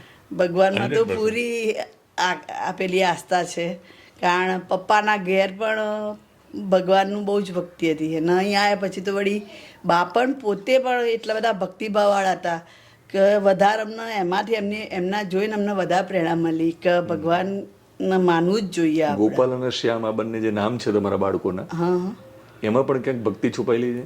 એમાં પણ ભક્તિ એવું કહેવાય કે મારા ગોપાલ શ્યામ જન્મ્યા ત્યારે બાળકોના પગલાં જે લે એમાં ગોપાલ ને શ્યામ લખાઈને મારા પપ્પાને ઘરે એને આવ્યું હતું. તો બાએ એમ કે મોટા થયા, સ્કૂલમાં મૂકવાના થયા ત્યારે બાએ એવું કીધું કે આપણે એમનું નામ ચેન્જ કરીએ ભારતી. તો મેં એમ કીધું કે ના બા, મારે એમના નામ ચેન્જ નથી કરવા. ગોપાલ શ્યામ સરસ નામ છે, જે સવારે એમને ઉઠાડીએ ત્યારે ભગવાનનું જ નામ આવે, ગોપાલ ઉઠ, શ્યામ ઉઠ, એ રીતે મેં ભગવાન એમના નામ મેં સિલેક્ટ રાખ્યા. પ્રશાંતભાઈ, તમે તો વાંસળી વગાડો છો, જે કૃષ્ણને ખૂબ ગમે, રાઈટ. અને તમે કેટલું ભગવાનમાં માનો છો? બિલકુલ, હું બહુ આસ્થાળુ છું. સમજાવો થોડું. અને ભગવાનમાં શ્રદ્ધા તો હું માનું છું કે ગળસુથીમાંથી મને મળ્યા છે. મારા સવિશેષ મમ્મી પપ્પાએ બિલકુલ આસ્થાળુ હતા, પણ મમ્મી વિશેષ, કે દાખલા તરીકે અમે નાના હતા, મારા બાળપણના સ્મરણો યાદ કરું તો ઘરમાં ખુશીનો પ્રસંગ હોય કે દુઃખનો પ્રસંગ હોય, તકલીફ આવે કે સુખ આવે, મમ્મી તરત કહે કે ચલો. અમારા વિસનગરમાં અમારા નગરદેવ કહેવાય કે ગ્રામ દેવતા એ હરિહરલાલજીનું એક મંદિર છે, પૌરાણિક મંદિર છે. આખા નગરને શ્રદ્ધા છે. હરિ અને હર એટલે કે કૃષ્ણ અને શિવ એનું સંયુક્ત સ્વરૂપ. તો કંઈ પણ અમારા ઘરમાં કંઈ તકલીફ આવી તો મમ્મી તરત કે ચલ, અમે નાના હતા એટલે હરિયાલાલજી પાસે જઈએ. કંઈ પણ સારી ઘટના ઘટી તો ચલ હરિયાલાલજી જઈએ. તો હું માનું છું કે એ સંસ્કારમાં વણાયેલું હતું. જેમ જેમ મોટા થયા અને આપણી પોતાની રીતે વિચારતા થયા ત્યારે પણ ઈશ્વરની એ શ્રદ્ધા અકબંધ રહી. ફરક એવો પડ્યો કે કામને પૂજા માનવા માંડ્યો, તો ક્યારેક મંદિરે ના જઈ શકાય કે ઘરે દૈનિક પ્રાર્થના ના કરી શકાય, તો એવી જડતા ના રહી કે આપણે શૂટિંગ કરીએ છીએ કે નાટકનું પરફોર્મન્સ કરીએ છીએ કે રિહર્સલ કરીએ છીએ, એ પણ વંદના જ છે જો આપણે એના ઓનેસ્ટીથી કરીશું તો એ રીતે ઈશ્વરમાં આસ્થા તો છે જ, કદાચ એનું સ્વરૂપ બદલાયું છે. આમ તો નિયમિત કરીએ જ છીએ આપણે દૈનિક પ્રાર્થના કે. મોટા ભાઈના બાળકનું નામ પણ હરિહર છે? હા, હરિહર. એનું આમ હર્ષ નામ, પણ હરિહર તરીકે પણ ઘરે બધા એને શરૂઆતનું નામ એ છે. કંપનીનું નામ પણ હરિને એમનું ફર્મનું નામ પણ હરિહર કન્સ્ટ્રક્શન. આપણે એટલા માટે ચર્ચા કરીએ છીએ કે એકચ્યુઅલી કોઈ પણ માણસ મેં કર્યું એટલે ભગવાનને ભૂલી જઈએ આપણે, છેલ્લે એને શ્રેય આપીએ. એટલે શરૂઆતથી જ આપણે ભગવાનને યાદ એટલા માટે કરવા છે. બરાબર છે. પ્રશાંતભાઈએ કેટલાક યોગ્ય નિર્ણયો લીધા હશે. મેં કીધું એ પ્રમાણે 2015 ને આઈ થિંક છેલ્લો દિવસ. હા, 2015. બસ. તો છેલ્લા દિવસથી પણ તમારા દિવસો સારા જ રહ્યા અત્યાર સુધી. એટલે તમે જૂની એટલે ટૂંકમાં રંગભૂમિ સાથે તમે કામ કર્યું, દૂરદર્શનનો ગોલ્ડન પીરિયડ પણ તમે નજીકથી જોયો હશે. આ એક નવો દોર ફિલ્મનો શરૂ થયો ત્યારે પણ તમારી સફર ચાલુ રહી. તો તમારા નિર્ણયો, લોકોની મદદ, એ બધું બરાબર છે, પણ તમે શું માનો છો કે ભગવાનનો કેટલો મોટો રોલ છે તમને અહીંયા સુધી લાવવામાં? 100%. સમજાવશો એક્ઝામ્પલ સાથે? છેલ્લા દિવસનું કોઈ એક્ઝામ્પલ? ના, એટલે હું તમને કહું કે એટલા માટે 100% કે નરસિંહ મહેતાની પેલી પંક્તિ છે ને, હું કરું એ જ અજ્ઞાનતા. તો આઈ એમ જસ્ટ પપેટ, અથવા we all are just puppet. આપણે એક કઠપુતલી છીએ. તમે નિર્ણય લો, ક્યારેક અવરોધ આવે, ક્યારેક પડકાર આવે, તો it's a part of life. હું એવું નથી માનતો કે સમસ્યા આવી કે અવરોધ આવ્યા તો જીવન ખરાબ છે, because life is bundle of problems. વિદ્વાનો ચિંતકો કહી ગયા છે. તો હું તો મારા બાળકોને કહું છું કે તમારા જીવનમાં થોડાક અવરોધો પડકારો આવશે તો એ તમારું ઘડતર કરશે. ઈશ્વરની કૃપા એ રહી છે કે એવા પડકારોમાં આપણે વિચલિત થયા વગર નૈતિકતાના આધારે અથવા તો ધર્મના માર્ગે, સત્યના માર્ગે, પ્રમાણિકતાના માર્ગે આપણે આગળ વધતા રહ્યા. ઓછું મળ્યું તો ઓછું વાપર્યું કે ખાધું, થોડું વધુ મળ્યું તો સ્થિતપ્રજ્ઞ રહ્યા, એ ભાવ રહ્યો. અને આપે જે કહ્યું કે જુદા જુદા જોનરનું કે દૂરદર્શનનો સમય હતો કે અમદાવાદનો, તો હું થોડું એડ કરું કે હું એટલા માટે I am blessed, I am feeling blessed myself. તમે બહુ ઓછા એક્ટરોને કદાચ એ ઓપોર્ચ્યુનિટી મળતી હશે. મેં એમેચ્યોર થિયેટર કર્યું, જેના નાટકો મેં તમને કહ્યા, કોકેશન ચોક સર્કલ કે એ બધા ઓફબીટ નાટકો, ક્લાસિક નાટકો જે જોવાય ના મળે એ ભજવવા મળ્યા. પછી અમદાવાદનું થિયેટર કર્યું, અમદાવાદનું દૂરદર્શનનું ટેલિવિઝન કર્યું. એ પછી હું મુંબઈ ગયો, મુંબઈનું થિયેટર કર્યું મેં.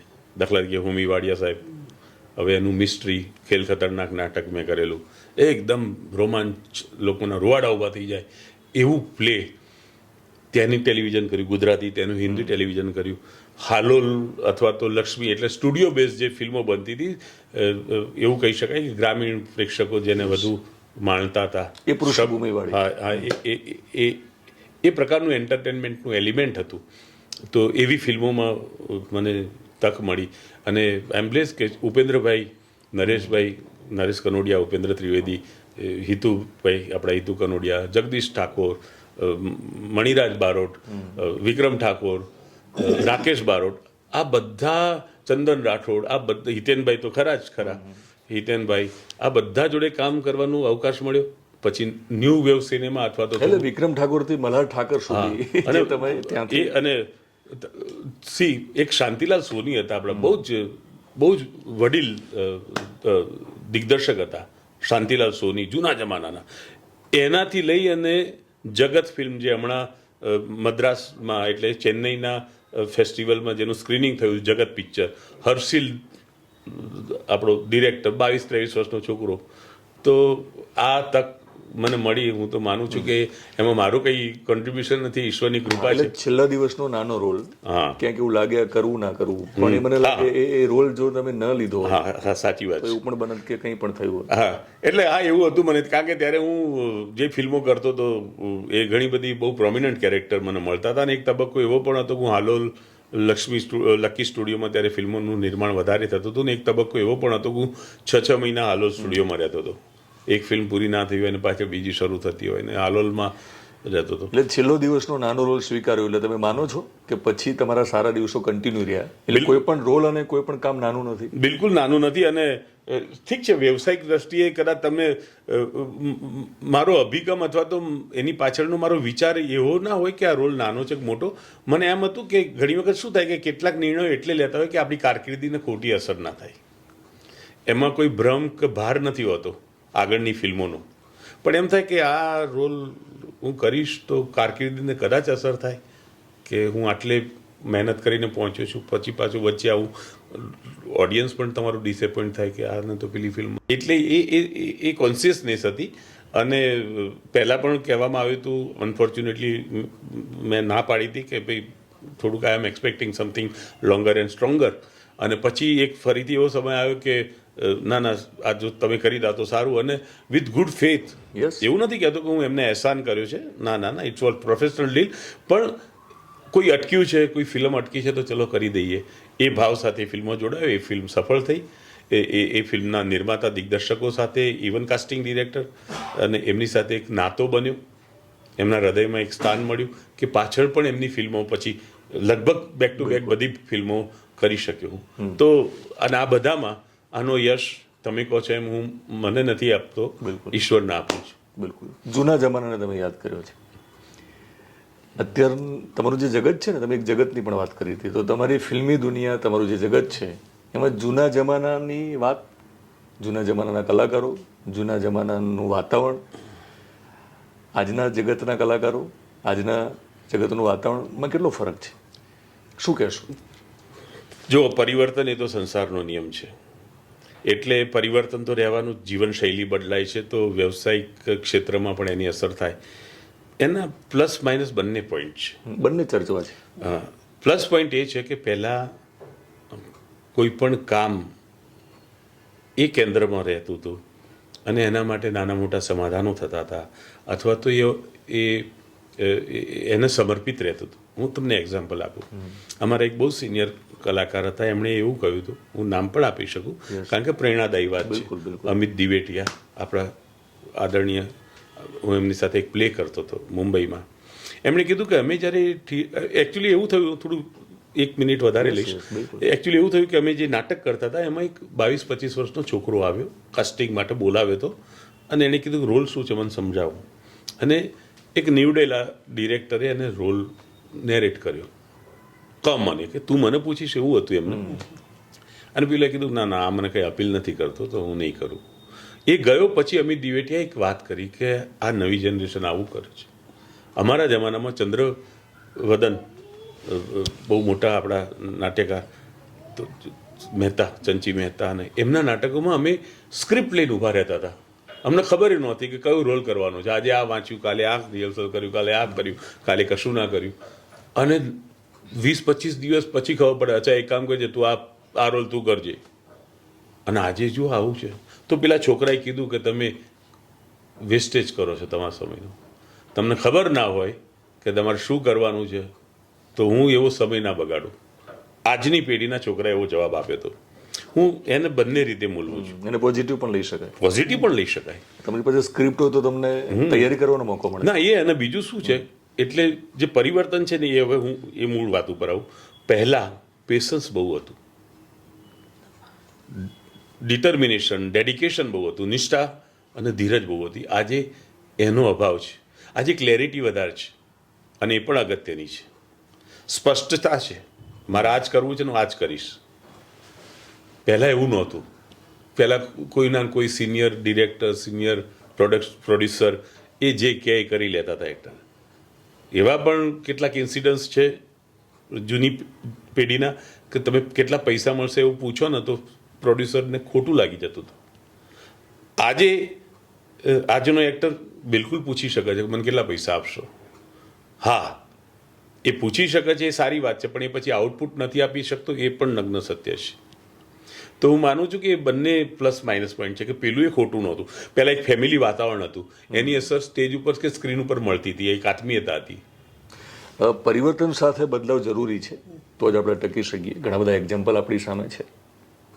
મને કે નોકિયા એક સમય હતો, તો એ સમય સાથે ન બદલાય તો નોકિયા આજે છે નહીં આપણી વચ્ચે. પછી ઘણા બધા બીજા ફોન આગળ આવી ગયા. પણ જે તમે એક શબ્દ વાપર્યો, તમારા જ જવાબમાં તમે એક શબ્દ વાપર્યો જે લાગણીની વાત હતી, જે એકબીજાને રિસ્પેક્ટ આપવાની વાત હતી, આત્મીયતા. આત્મીયતા ક્યાંક ખોટી છે આજે? ના, ખૂટી છે એવું નહીં, પણ એમાં શું છે, આજે ઇન્ટિમસી ઓછી થઈ ગઈ છે. આજે દાખલા તરીકે તોય અમદાવાદમાં તો થોડુંક એ રિઝનેબલ વાતાવરણ છે, પણ હું મુંબઈનો મારો અનુભવ છે. મેં 10 વર્ષ મુંબઈમાં ટેલિવિઝન કર્યું છે, તો 7,000 એપિસોડ્સ કર્યા છે. હું ક્યારેય ઓફેર નથી રહ્યો. આઈ એમ બ્લેસ્ડ બાય ગોડ. મુંબઈના મારા હું જેટલો સમય રોકાયો એમાં ગુડ મોર્નિંગ અને ગુડ નાઇટ અથવા આવજો એ વચ્ચે સંવાદ જ ના હોય તમારા કો આર્ટિસ્ટ જોડે.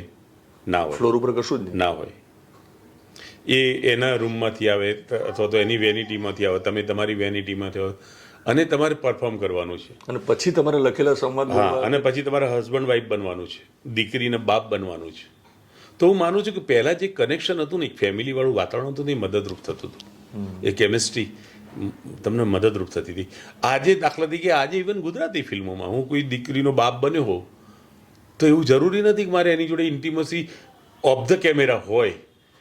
આઈ એમ ટ્રાઇંગ માય બેસ્ટ કે એક એવો રેપો બને કે હું પરફોર્મન્સમાં મદદરૂપ થાય આપણને. પણ એ ડિપેન્ડ્સ એ સામેવાળા વ્યક્તિનું પોતાની પર્સનાલિટી, એનું બિલિવેશન અને એની પોતાની અંગત સૂઝ અથવા તો એ તમને કેટલું મદદરૂપ થઈ શકે. પહેલાં એ હતું. પહેલાં એવું હતું કે એક રાઉન્ડ ટેબલમાં બેસીને જમવાનું, એકબીજાની થાળીમાંથી જમવાનું, એકબીજાના નાસ્તામાંથી જમવાનું, એકબીજાની સિગરેટ કે બીડી શેર કરવાની. હાલોલ સ્ટુડિયોમાં એવા દ્રશ્યો મેં પણ જોયેલા છે. આજે નથી. આજે excuse me, sorry, diplomatic. I respect etiquettes, મેનર્સનું પેલું નથી કરતો, પરંતુ એ એટલું બધું ડિપ્લોમેટિક થઈ ગયું છે કે એ જે કદાચ તમને ક્યાંક તમને રિસ્પેક્ટ ના મળે એ પ્રકારનું કોઈનાથી બન્યું હોય નામ લેવાની જરૂર નથી. હા, ઘણી વખત થાય છે એવું, ઘણી વખત એવું થાય છે.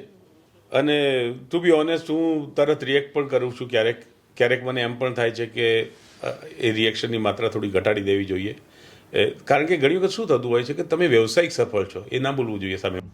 પ્રશાંતભાઈ, આત્મીયતાની તમે વાત કરી છે તો મારે સમજવું છે કે અત્યારે જે સમય સાથે પરિવર્તન જરૂરી છે, હું ના નથી પાડતો, પણ ક્યાંક એક સિનિયર આર્ટિસ્ટ તરીકે તમને અનુભવ થયા છે કે આજની પેઢી થોડી ઘણી સફળતા પછી કદાચ એ આમ ધરતી ઉપર ના આવે અને ન ખબર પડતા ક્યાંક તમારા જેવા જૂના અને અનુભવી અને સન્માનીય કલાકારોનું અપમાન કરી નાખતા હોય? ના, એવું બનતું હોય છે અને ઇટ ઇઝ વેરી ઇન્ડિવિજ્યુઅલ, પણ ઇન જનરલ એવું કહી શકાય કે ક્યારેક શું થતું હોય છે કે નવી જનરેશન કમર્શિયલ સફળ, વ્યવસાયિક સફળતા અલગ વસ્તુ છે અને તમારી કામ પરત્વેની સજ્જતા, એટલે કે તમે જે ક્ષેત્રમાં છો એમાં તમારું કૌવત, એ બે જુદી જુદી વાત છે. કોઈ વ્યવસાયિક સફળ હોય ડઝન્ટ મીન કે શ્રેષ્ઠ છે. બિલકુલ.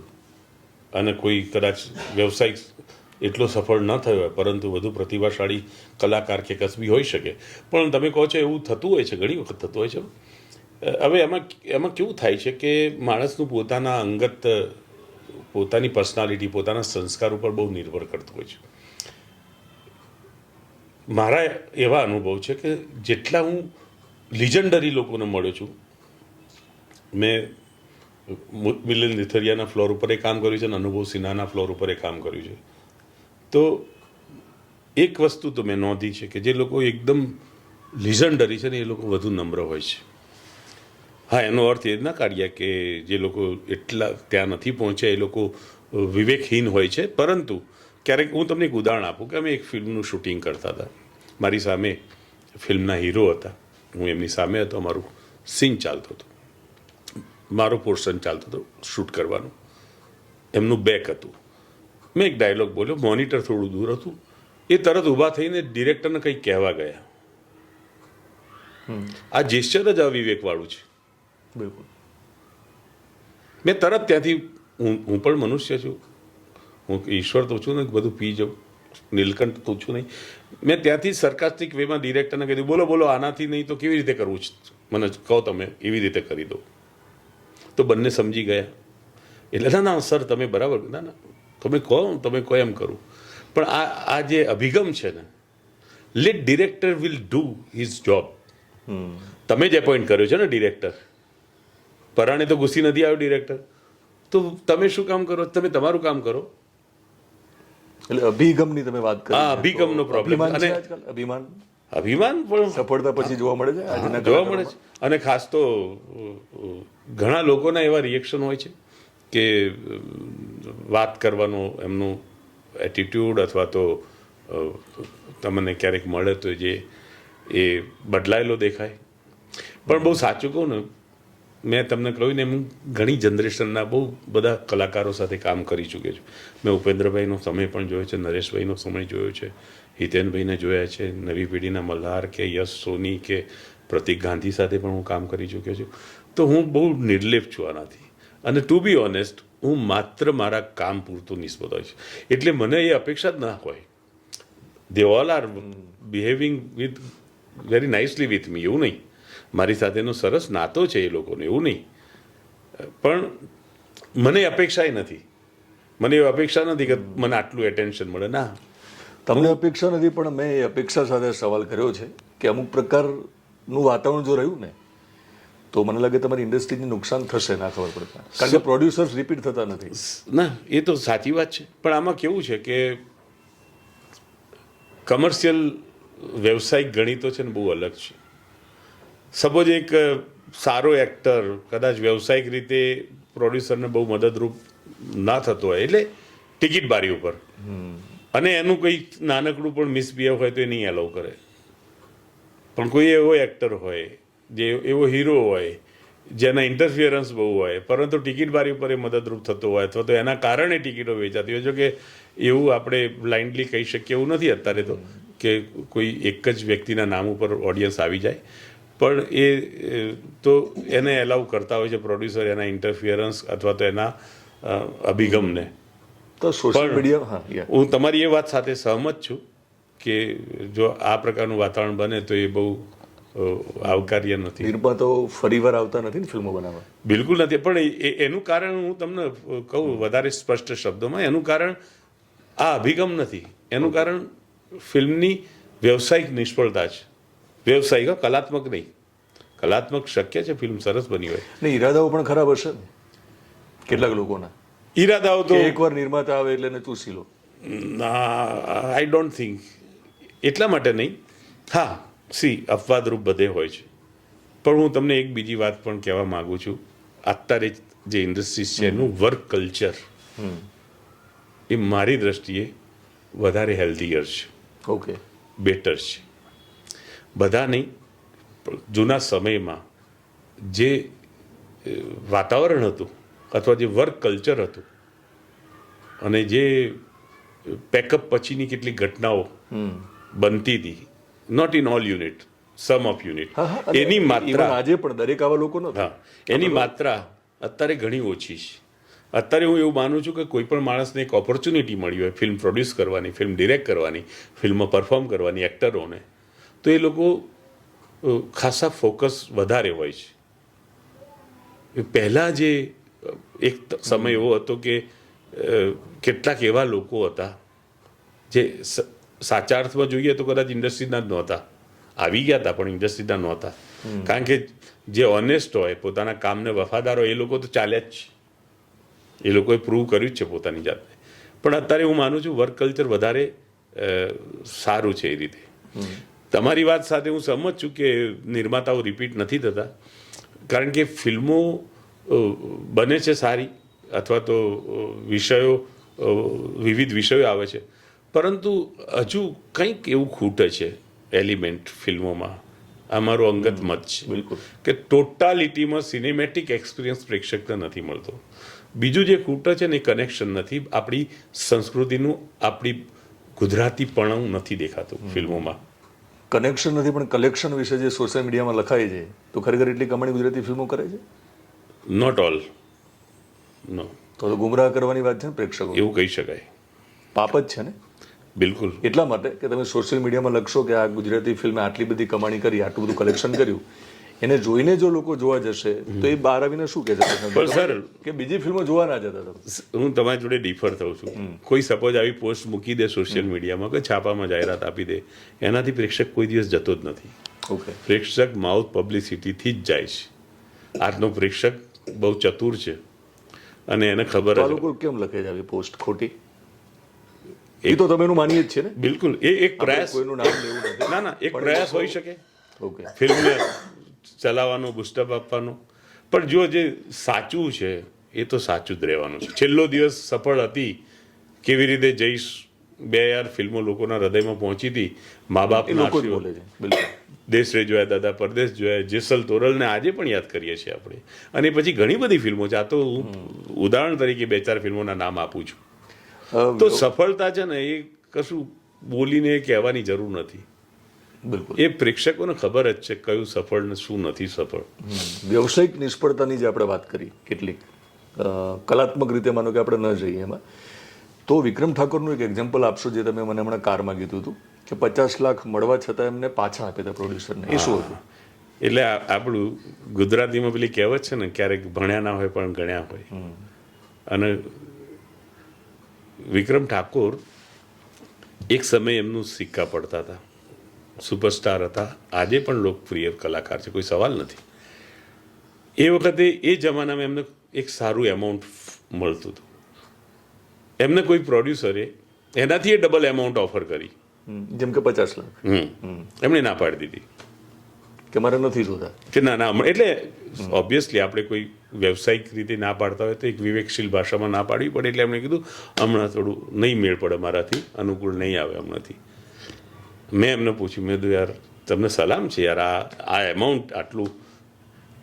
હવે તમે જુઓ આ સમજણ જુઓ એમની. અને આવી જ વાત મેં શાહરૂખ ખાનના એક ઇન્ટરવ્યૂમાં સાંભળી હતી. એમણે કીધું કે પ્રશાંતભાઈ આપણને તો આટલા પૈસા આપે પણ પિક્ચર માટે આટલા જ પૈસા રાખે, તમને આપ્યા હોય ને એના 20%, એટલે પિક્ચર સારી ના બને. વાહ. તો હું તો એવું ઈચ્છું છું કે મને આટલા ના આપો, મને હું જે માગું છું એટલા જ આપો, પણ પિક્ચરમાં પૈસા નાખો, પિક્ચર વધારે એન્ટરટેનિંગ કરો, મારો પ્રેક્ષક એ ડિસએપોઇન્ટ ના થાય, એ નિરાશ ના થાય. આ વાત મને તો એટલી બધી હૃદયસ્પર્શી લાગી ને એટલી બધી ઇન્સ્પાયરિંગ લાગી કે એમનું તમે વિચારો. એટલે કેટલી કોઠાસૂઝ છે. કોઠાસૂઝ છે, અને how much he is honest to his audience. તો વિક્રમ ઠાકોર જોડેથી જે અર્બન ફિલ્મો બનાવે છે ગુજરાતી, જે લખે છે, એટલા માટે આ શબ્દ વાપરું છું, એમને સમજવાની જરૂર છે કે હાલ ગુજરાતી ઓડિયન્સનો ટેસ્ટ જુદા પ્રકારનો છે. બોલિવૂડ અને હોલિવૂડ સાથે સ્પર્ધા હતી ગુજરાતી ફિલ્મોને, ત્યાં સુધી વાંધો નહોતો. હવે તો આપણે ઓટીટી પ્લેટફોર્મ પણ છે આપણી સામે. હું તો કહું છું એવા સમયે ગુજરાતી ફિલ્મો બનાવવાવાળાએ, કારણ કે માર્કેટિંગમાં ક્યારેક થાપ ખાતા હોય છે અને ઘણી બધી રીતે લોકો સુધી ફિલ્મની વાત પહોંચતી નથી, તો એ કેટલું જરૂરી છે. પણ હું તો કહું છું સ્પર્ધા છે જ નહીં. એટલા માટે સ્પર્ધા થોડીક પણ કેમ લાગે છે, તમે એનાથી ઇન્સ્પાયર થયેલા છો એટલે. તમે ભાથીગળ, નકશીશ ગુજરાતી ફિલ્મ બનાવો, નડશે જ નહીં. બિલકુલ. લોકો જો અને બધા કહે છે ને સાઉથની ફિલ્મો, સાઉથવાળા એમનું કલ્ચર ક્યાં છોડે છે સાહેબ. હેલ્લારોમાં પણ આપણું કલ્ચર જોવા મળ્યું. મેં તમને આપણે હમણાં ગાડીમાં હેલ્લારો, રેવા લોકોએ જોઈ એના ગીતો, નવી પેઢીએ જોઈ. હેલ્લારોનું ગીત તમે સાંભળો, રેવાનું ગીત સાંભળો, તમને ગુજરાતી ફીલ આવે સાહેબ. આપણે આપણી સંસ્કૃતિ, આપણા ઓડિયન્સની રૂટમાં પડેલું એનું જે એક એલિમેન્ટ છે જેને તમારે જણહણતું કરવાનું છે, એને જણકાર આપવાનો છે, એ તો આપણે ચૂકી જવાય છે. બિલકુલ. એટલે અને બીજું શું થાય છે કહું કે ફિલ્મ મેકર, અત્યારે જે ફિલ્મ મેકર છે એ લોકોનું સ્કૂલિંગ, એ લોકોનો પોતાનો ટેસ્ટ ઓટીટી જોતા હોય, હોલિવૂડની ફિલ્મો જોતા હોય, બોલિવૂડની ફિલ્મો જોતા હોય, પ્રેક્ષક નથી જોતો. અને પ્રેક્ષક જુએ છે તો 20-25% જ હશે. 80% ગામડામાં તો હજુ 80% નહીં, 100%. બિલકુલ. 100%. આજે હું તમને કહું, હા, it should be technically neat and clean film, it should be. બાકી તમારું વિષય વસ્તુ, તમારી પોતાનું સંસ્કૃતિની, તમારી ગળથુતીની વાત હોય તો આ જ પ્રેક્ષક 100% તમને વધાવશે. પણ અનફોર્ચ્યુનેટલી એવું થાય છે કે, અચ્છા, હું એ પણ નથી કહેતો કે ગ્રામ્ય પૃષ્ઠભૂમિ જ હોવી જોઈએ, શહેરની પૃષ્ઠભૂમિ પણ હોઈ શકે. અને બીજું શું થાય છે કે આપણો સાચો પ્રેક્ષક તો ગામડામાં છે સાહેબ. આજે પેટલાદ, બોટાદ, ધર્મજ, વિસનગર, વડનગર, ખેરાલુ, સિદ્ધપુરમાં ગુજરાતી ફિલ્મો નથી જતું. તમને એક હાસ્યાસ્પદ વાત કહું, હું એક સમય એવો હતો કે હું વિક્રમ ઠાકુરની ઘણી બધી ફિલ્મો મેં કરી, પ્રેક્ષકોને ખબર, દર્શકોને ખબર છે. વિસનગરમાં મારા એક મિત્રની રેસ્ટોરન્ટ છે, તો હું જ્યારે વિસનગર જઉં ત્યારે એમની રેસ્ટોરન્ટમાં બેસું, ચા પીવું, બેસું, ટાઈમ પાસ કરવાનો હોય, વતનમાં ગયા ત્યારે. એના જે વેઇટર્સ એ આજુબાજુના ગામડાના શ્રમિક, નાના પરિવારના છોકરાઓ આવતા હોય. વિસનગરમાં એક એવો, અને એ બાજુના બધા જ ગામડાઓમાં એવું છે કે સાંજે પગાર સિવાય છુટ્ટી, એટલે કે હાથ ખર્ચીના 20-25 રૂપિયા આપે. એ ઉપાડ પણ નહીં, હાથ ખર્ચીના. એ લોકો રેગ્યુલર વિક્રમ ઠાકોરની પિક્ચર રોજ જોવે, ડેઇલી. 50 દિવસ ચાલે તો 50 દિવસ જવાનું. એ લોકોને એ વખતે હું ફિલ્મો કરતો હતો, એ પછી હું ઘણા સમય પછી ગયો, એ લોકોએ મને શું પૂછ્યું કે હવે તમે પિક્ચરોમાં નહીં આવતા? એને ખબર જ નથી કે આ બાજુ આ દુનિયા ખુલ્લી છે, એને ખબર જ નથી, કારણ કે આ બધી પિક્ચર ત્યાં આવતી જ નથી. અને આવતી હોય તો એ લોકોને કનેક્ટ નથી કરતી. હું એવું માનું છું કે એવા વિષય વસ્તુ કે જેમાં ગુજરાતી સુગંધ હોય, આપણી સંસ્કૃતિ હોય, આપણી ભાષા, આપણી વાત હોય, તો હિન્દીમાં કેવી રીતે તમે સ્પર્ધા થાય? બિલકુલ ના થાય સ્પર્ધા. અને હિન્દીમાં આપણને ગુજરાતી, માનો કે રામલીલા તો આપણી જ પૃષ્ઠભૂમિ હતી, બિલકુલ લોકોને ગમી હતી. રેવાનું પાણી પીવે એ ગુજરાતીને ગમે, રેવા બિલકુલ ગમે. એવું સાંભળ્યું છે કે એકાદ હીરો મિનરલ વોટરથી નાવાનો આગ્રહ રાખતો પ્રોડ્યુસર જોડે. આપણી ગુજરાતી ફિલ્મ ના, હું અજાણ છું, મને ખ્યાલ નથી. હિન્દીમાં તમે સાંભળેલું છે? આવી અજાણી વાતો મારા સુધી ક્યારેક પહોંચે ના, પણ આઈ એમ નોટ અવેર. પણ જો એવું માંગતો હોય તો I think we are not deserving. ચર્ચા એટલા માટે કરી. ના, પીવા માટે મિનરલ વોટર બરાબર છે, પીવા માટે બરાબર, પણ ફિલ્મોમાં રેવાનું જે પાણી છે આપણું, મા નર્મદાનું, એ પ્રકારનું પાણી બતાવવાની જરૂર છે, બરાબર ને? સાચી વાત. પણ આ મને ખબર નથી ને, આવું જો હોય તો હાસ્યાસ્પદ પણ છે, અને I think it should not. હાસ્યાસ્પદ ની વાત નીકળી છે ત્યારે એક સમય હતો જ્યારે દ્વિઅર્થી નાટકોનો એક જમાનો હતો. તો કેટલાક લોકો એક લોજિક એ પણ આપતા કે તમારું હાસ્ય જે તમારું ટાઈમિંગ છે ને, કોમેડી ટાઈમિંગ એમાં સુધારાવ એટલા માટે દ્વિઅર્થી નાટકો કરવા જોઈએ. તો તમને ઓફરો થયેલી દ્વિઅર્થી નાટકો માટે? મારે બહુ કપરા સમયમાં મને ઓફર થઈ હતી, જ્યારે ખરેખર મારે કામની જરૂર હતી, બટ મેં નથી કર્યા. આ મારો અંગત નિર્ણય છે. હું જે કરતા હોય એના માટે મારે કંઈ કહેવું નથી, પણ મારું પોતાનું એ એક વિચારધારા હતી કે જે મારું પરફોર્મન્સ, મારું નાટક કે મારી સિનેમા, મારી બેન, મારી પત્ની, મારી પુત્રવધુ, મારી મા, મારી દીકરી ના જોઈ શકે એ મારે ના કરવું જોઈએ. બીજી વસ્તુ, હું આખી અભિનયની કળાને, મારા કામને હું ઈશ્વરની સાધનાના રીતે જોઉં છું. તો મને એમ પણ થાય કે નટરાજ ભગવાને મને જે કંઈ શક્તિ આપી છે, આટલી તો આટલી, ઓછી તો ઓછી, પણ એનો એવો જ ઉપયોગ કરવો કે જે લોકોને એન્ટરટેન કરે, અને એનાથી એ વિશેષ જો કંઈક મેસેજ ઓરિએન્ટેડ હોય તો સોનામાં સુગંધ પડી જાય. અને મારું હોમ પ્રોડક્શન મેં શરૂ કર્યું ત્યારથી એક ડિટર્મિનેશન છે મારું પ્લે છે બાપુજી મારા બાજીગર. તો માત્ર એન્ટરટેનમેન્ટની સાથે કંઈક મેસેજ આપીએ. એવું નથી કે આપણે ઉપદેશાત્મક કંઈ વાત કરીએ કે આપણે સંત, ના, પણ કલાના માધ્યમ દ્વારા કંઈક એવી વાત કરીએ કે જે સમાજને નિસ્બત હોય. હું ઘણા ફિલ્મ પ્રીમિયરમાં આવતો હોઉં છું, તો આજની ફિલ્મો ઘણીવાર અદ્ભુત રીતે ચાલતી હોય, વચ્ચે કંઈક એવો સીન આવી જાય, ક્યાંક એવા સંવાદ આવે, તો મને એવું લાગે સારું થયું મારા વાઈફ અને મારી ડોટર સાથે નહોતો. તો આજની ફિલ્મોમાં આ પ્રકારની મદદ શા માટે લોકો લેવી પડે છે? પણ સર ક્યારેક મને નથી જરૂર લાગતી. ના, બરાબર, તમારી વાત સાચી, પણ આજની ફિલ્મમાં નહીં, એ તો તમે, હું કંઈ નામોલ્લેખ નહીં કરું, પણ જૂની ફિલ્મો પણ જુઓ તો એમાં પણ આનાથી એ ખરાબ કરેલું છે. એનો મતલબ હું આજની ફિલ્મને બચાવ નથી કરતો, પણ એ ના હોવું જોઈએ, એ વાત સાથે હું સહમત છું. હવે એ ઘણી વખત કેવું હોય છે કે કોઈ પણ મેકરની પોતાની પણ એક હક કરતા એનું બિલિવેશન છે. દરેક મેકરનું પોતાની બિલિવેશન છે. તો અને આપણે શું, એટલે વી કાન્ટ સ્ટોપ. ચોક્કસ આપણે એનો વિરોધ કરી શકીએ, એને નકારી શકીએ પ્રેક્ષક તરીકે, પણ ભૂતકાળની ફિલ્મોમાં પણ એવું થયેલું છે કે એમ થાય કે આવું દ્રશ્ય કેમ, અથવા તો આવા સંવાદો કેમ, પણ એ ના હોય તો એ આદર્શ વાત છે, એ તો હું બિલકુલ માનું. આદર્શની વાતો કરીએ છીએ તો મેં સાંભળ્યું છે કે ગ્રુપિઝમ પણ છે તમારા ફિલ્ડમાં. ગ્રુપિઝમ તો ખરા, અંશતઃ ગ્રુપિઝમ ખરા. હું જો કે ટુ બી ઓનેસ્ટ, હું એવા કોઈ ગ્રુપમાં હું પોતે માનતો નથી. રાધર તમે મારી પ્રોફાઇલ જોશો તો બધા જ મેકર સાથે મને કામ કરવાની તક મળી છે. એટલે હું તો એવું માનતો નથી, પણ વ્યવસાયિક રીતે છે ને, હું એને બે રીતે મૂલવું છું. કોઈ પણ વ્યવસાયમાં તમે જોજો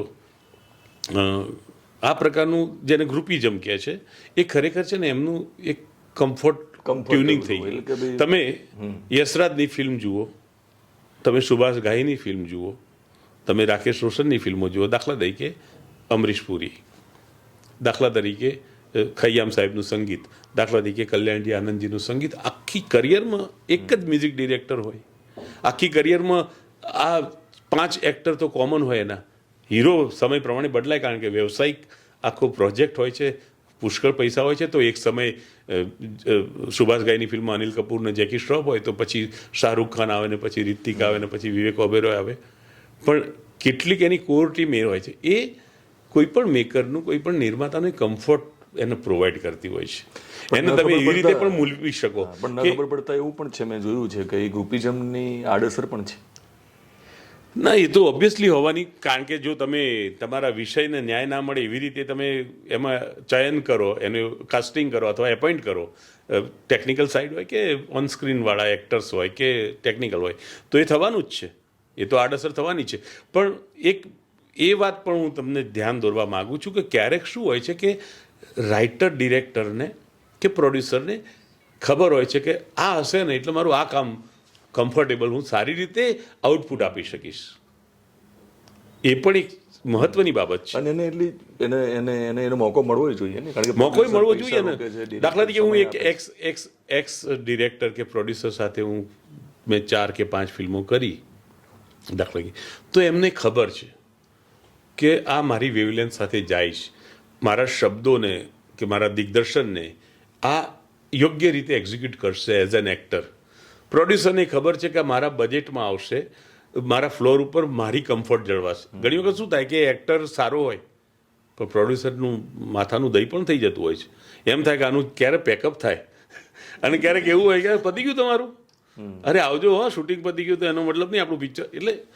એટલે એ બે પાસાઓ છે. એક ગ્રુપિઝમ છે તો એ ઘાતક પણ નીવડે છે, અને સાથે સાથે જો તમારે કોઈ રેગ્યુલર ટીમ બની છે તો એ નિર્માતા દિગ્દર્શકને કે ઇવન એક્ટરના બહુ કમ્ફર્ટેબલ હોય છે. નેપોટિઝમ છે.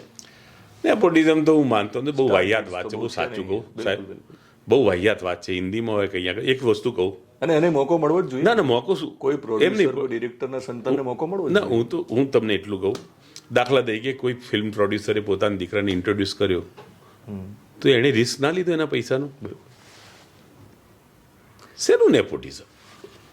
પૈસાની વાત નીકળી જ ના પૈસાનું રિસ્ક લીધું એણે, એના પૈસા છે એણે રિસ્ક લીધું, એને એની મમ્મીને લીધું કે એના કાકાને લીધું, એના દીકરાને લીધું, ડઝન્ટ મેટર. એટલે એ તો ફાલતુ વાત છે. પણ પૈસાની વાત નીકળી ત્યારે એક વસ્તુ મેટર કરે છે. સબસિડીને લઈને આરોપો મુકાય છે, કારણ કે સબસિડીની જે રકમ છે ને અલ્ટિમેટલી અમારા જેવા લોકોના ખિસ્સામાંથી, જેમ આપણા ખિસ્સામાંથી જાય છે. આ લોકો પ્રજાના પ્રશ્ન, પ્રજાના, આ તો બધા બધાના પૈસે ફિલ્મી દુનિયાવાળા છે. તો સબસિડી વાળી કંઈક ગોલમાલ છે. હવે એનું તો કોઈ અધિકૃત મારી જોડે માહિતી નથી, પરંતુ સરકાર, એવું લોકો આરોપ મૂકે છે. સરકાર, કારણ કે મારી પાસે પુરાવા તો નથી. ના સરકારને તો હું અભિનંદન આપીશ અને સરકારની હું પ્રશંસા પણ કરીશ કે એમણે કલા જગત કે એ રીતે લગભગ, એટલે કલા જગતમાંથી તો 50 પ્રકારના સૂચનો મળે, પણ એમની બેસ્ટ પોસિબલ સ્વીકૃત સૂચનોને સમરાઇઝ કરી અને એક પોલિસી બનાવી છે. એટલે હું ચોક્કસ કહીશ કે હું સરકારને તો અભિનંદન પાઠવીશ. સરકાર તો જે કે બરાબર. પ્રમાણે, હા. હવે બીજી વસ્તુ શું થાય છે કે એની સાથેની જે સમિતિ હોય, એ સમિતિમાં કોણ શું કરે છે એ આપણા સુધી સાચું ચિત્ર આવતું નથી. એટલે પહેલાં પણ આ ફરિયાદ હતી, જ્યારે ફિક્સ એમાઉન્ટ હતું, 5 લાખ રૂપિયાની સબસિડી મળતી હતી, ત્યારે પણ એ ફરિયાદ હતી કે કેટલાક લોકો 5 લાખ રૂપિયા માટે જ ફિલ્મ બનાવે છે. કેટલાક અંશે એ વાત ખોટી એ નહોતી. હવે ગ્રેડેશનથી આપે છે સબસિડી, ત્યારે પણ ફરિયાદ રહે છે. અને મારો એવો અનુભવ છે કે સરકારનું જ્યાં પણ લાભ મળતો હોય ને, એ નાટક હોય કે સિનેમા હોય કે ક્યાંય પણ, ત્યારે આ પ્રકારના શું કહેવાય, એમ જેમ આરટીઓમાં એજન્ટ હોય એવું હોવાનું. ના એટલે આ પ્રકારના વિવાદો છેડાતા હોય છે. એ પ્લસ ગ્રેડેશન માટે પણ એજન્ટો કેટલાક એક્ટિવ છે એવું સાંભળ્યું છે ગાંધીનગરમાં, જેમાં સમિતિને ખબર પણ ના હોય. I am not sure, and to be honest I am not aware કે આ રીતે કોઈ હોય. હા, ફાઇલ માટે તમને ગાઈડ કરવાના નામે અમુક લોકો હોઈ શકે, એ હું અંગત રીતે નથી જાણતો, પણ એવું મેં સાંભળ્યું છે કે તમારી ફાઇલ કેવી રીતે પ્રપોઝલ મૂકવી સરકારમાં કે તમને સબસિડી મળે એનું, પણ એના ઓથા હેઠળ આ પ્રકારની પ્રવૃત્તિ કોઈ હોય તો મારા ધ્યાનમાં તો નથી. બહુ અઘરા સવાલો મેં કરી દીધા, એટલે થોડી વાર તમને માઇક આપું છું. એક્ટર તરીકે તો સરસ છે, પતિ તરીકે પ્રશાંતભાઈને કેટલા માર્ક રેટિંગ, કેટલા માર્ક્સ? 100%. કેટલા ગ્રેડ આપે? એ પ્લસ? 100%. આ ભારતીય નારી હો, હસબન્ડ ગમે તેવો હોય. એક પતિ તરીકે તમારી કઈ નબળાઈ છે જે તમને ખબર છે? મારી, તમે ઉણા ઉતર્યા હોય. આમ તો ઘણી બધી. સાચું કહું તો એક તો સોશિયલી આઈ એમ બિગ ઝીરો. મેં સામાજિક રીતે જે મારે હાજરીની રીતે કે જે મારે કરવું જોઈએ સોશિયલી, એમાં હું લગભગ ભારતી ઉપર દોડી દેતો છું કે હું નહીં આવું, તું જઈ આવીશ ચાલશે. અને ખરેખર મને ખબર છે કે ના ચાલે એવું હોય ત્યાં પણ એણે એવું કીધું છે કે હા વાંધો નહીં, હું જઈ આવીશ, તમે ના આવતા ચાલશે. તો એ હા, બોલો. તો એમાં પણ મેં એમને કીધેલું છે, એ પણ એમ જ કે હું ના આવું તો ચાલી જશે ને, તો હું એમ જ કહું હા ચાલી જશે, બસ ઘરે આવજો. ઘરે આવજો. ના, હા. પણ મને પૂરતો સમય પણ આપે છે, એવું પણ નથી કે બહુ વ્યસ્ત રહે. મારા બાળકોની પણ એમને ધ્યાન રાખ્યું, મારી પણ ધ્યાન રાખી, એ એમનું બહુ સારું એટલે ગુણ ઘરે કહેવાય. હોય ત્યારે ઘરે જ હોય.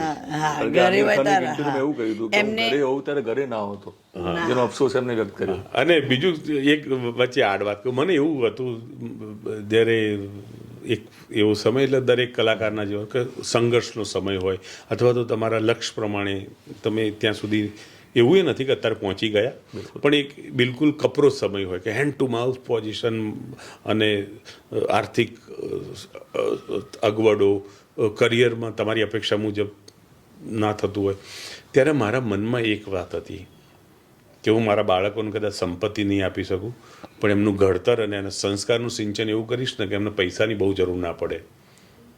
કારણ કે હું નથી માનતો કે માત્ર પૈસાથી સારું જીવન જીવાય છે. નો ડાઉટ વ્યવહારિક જે આપણી બેઝિક જરૂરિયાત છે એટલા પૈસા કમાવા જ જોઈએ, પણ માત્ર પૈસા પાછળ આંધળા બની અને સુખી થવાય એવું નથી માનતો. તો મને ત્યારે એવું એક ટેમ્પરામેન્ટ હતું કે મારા બાળકોને કદાચ બીજું બધું મોંઘું નહીં આપી શકું, પણ એમનું ઘડતર તો એવું કરીશ કે ઓછી ભૌતિક ઓછા ઉપકરણોમાં અથવા તો ઓછા પૈસામાં પણ સારું એક વેલ્યુએબલ લાઈફ જીવી શકે. તમારું જે ચણતર થયું છે ને થિયેટરથી, એટલે તમારું ફાઉન્ડેશન મજબૂત છે, તમારું ઘડતર જે આટલા વર્ષોથી થયું છે, તો હવે એક અંતિમ સવાલ કે હાથ પગ ચાલે ત્યાં સુધી તમે તો પરમિશન આપી જ છે, શું કરવું છે હજુ પણ આ ઇન્ડસ્ટ્રીઝમાં કામ કોઈ આમ એક ના એવું નહીં, પણ મને એવું ખરું કે ઈશ્વરની કૃપાથી હું તો મેં કહ્યું એમ આઈ એમ જસ્ટ પપેટ, પણ જેટલું જે કંઈ કામ કરી શક્યો છું એનાથી કંઈક વિશેષ સારું કામ કરી શકું, અને એના માટે ઈશ્વરને પ્રાર્થના કે મને એવી ઓપોર્ચ્યુનિટી મળે અને હું વધારે ને વધારે લોકોને એન્ટરટેન કરું, અને એમાં સોશિયલ કન્સર્ન અથવા તો લોકોને કંઈક એમાંથી પ્રાપ્ત પણ થાય, કંઈક અર્ક પણ મળે. માત્ર મનોરંજન નહીં, મનોરંજન તો હોવું જોઈએ, પણ એની સાથે પણ કંઈક મળે. જેમ રેવા ફિલ્મનું ઓડિયન્સ જ્યારે મળે છે ત્યારે જે રીતે રિએક્ટ કરે છે, જે રીતે આપણને એપ્રિશિએટ કરે છે, તો મને એમ થાય કે થેન્ક યુ ગોડ કે મને રેવા જેવી ફિલ્મનો હિસ્સો બનાવ્યો. તો હું એ જ મારી તો અભિલાષા છે કે પ્રાર્થના છે કે મહત્તમ બેસ્ટ પોસિબલ એવી ફિલ્મો કરું કે જે લોકોને એન્ટરટેને કરે, લોકોને કંઈક એવું પણ આપે કે જે જીવનનો અર્થ હોય. તો મારો પ્રયત્ન એ છે કે વિશેષ વિથ દિનેશમાં ઇન્ટરવ્યૂ એ પ્રકારના કરું કે લોકોને મનોરંજન માત્ર ના મળે, પ્રેરણા પણ મળે. પ્રયત્ન કર્યો છે, આમ છતાં કોઈ સવાલ ચૂક્યો હોય ને તમારે કશું કહેવું હોય?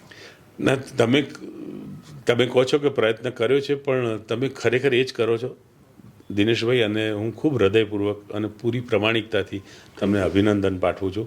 કારણ કે ગુજરાતી ફિલ્મ ઉદ્યોગ, એના તાણાવાણા, એની અંદરની બહારની વાતો, માત્ર કલેક્શનનું નહીં પણ એનું અંદરનું વર્ક કલ્ચર, એની ખામી ખૂબીને તમે દર્શકો સુધી લઈ જવાનો જે સંનિષ્ઠ પ્રયાસ કરો છો એ ખરેખર પ્રશંસનીય છે. અને આપના માધ્યમ દ્વારા, આપની સાથેના સંવાદ દ્વારા મને પણ તક મળી કે હું મારા વિચારો દર્શકો સુધી પહોંચાડી શકું. એના માટે પણ તમારો આભાર, અને ખૂબ હૃદયપૂર્વકની હું શુભકામના પાઠવું છું કે ઈશ્વર તમને એવી શક્તિ આપે કે તમે સત્વશીલ પત્રકારત્વ જે અત્યાર સુધી જાળવી રાખ્યું છે એવું જ જાળવી રાખો, અને એના થકી તમને યશ, કીર્તિ, ધન, પ્રતિષ્ઠા પ્રાપ્ત થાય. કારણ કે હું માનું છું કે ઘણી વખતે અત્યારે મટીરિયલિસ્ટિક જમાનામાં એવું વાતાવરણ બન્યું છે કે શોર્ટકટ અથવા તો નૈતિક મૂલ્યોના, એટલે રૂપિયામાં રમવાનું, હા, નૈતિક મૂલ્યોના ગીરવે મૂકીને એને બાજુમાં મૂકીને પૈસા કમાવા માટે જે રીતે લોકો આગળ વધી રહ્યા છે, ઓલરેડી મેળવી રહ્યા છે પૈસા, તો બીજા લોકો પણ ઇન્સ્પાયર થાય છે. તો હું તો એવું ઈચ્છીશ કે તમારા જેવા પત્રકારો થકી બીજા, તમે એટલી પ્રગતિ કરો, તમે વધુ ને વધુ આગળ જાઓ કે બીજા પત્રકારોને પણ પ્રેરણા મળે. અને હું તો આ અમારા ફિલ્ડમાં પણ કહું છું કે એવા ઇન્ડસ્ટ્રીઝને એવા લોકો રૂલિંગ કરે અથવા તો લીડ કરે કે જે વેલ કલ્ચર્ડ હોય, એક સામાજિક નિસ્બત હોય, અને મનોરંજનની સાથે એક સામાજિક, કારણ કે પબ્લિક ફિગર તરીકે છે ને આપણી નૈતિક ફરજ પણ હોય છે. આપણે એમ છટકી ના શકીએ કે મારું કામ તો હું એક્ટર છું, મારે ખાલી એક્ટિંગ કરવાની. ના, if you are public figure, it is your responsibility or moral responsibility to take care of society. તો હું પણ તમને એ જ શુભેચ્છા પાઠવું છું, અને મને ખૂબ આનંદ થયો, અને ફરીથી દર્શકોનો પણ હું આભાર કે તમારી સાથે આટલી વાત કરવા મળી. Thank you so much. Thank you Prashantbhai. મારી વાઈફ પદ્મા, મારી બે દીકરીઓ વૈદેહી અને વેદિકા, એમનો પણ મને ખૂબ મોટો સપોર્ટ રહ્યો છે.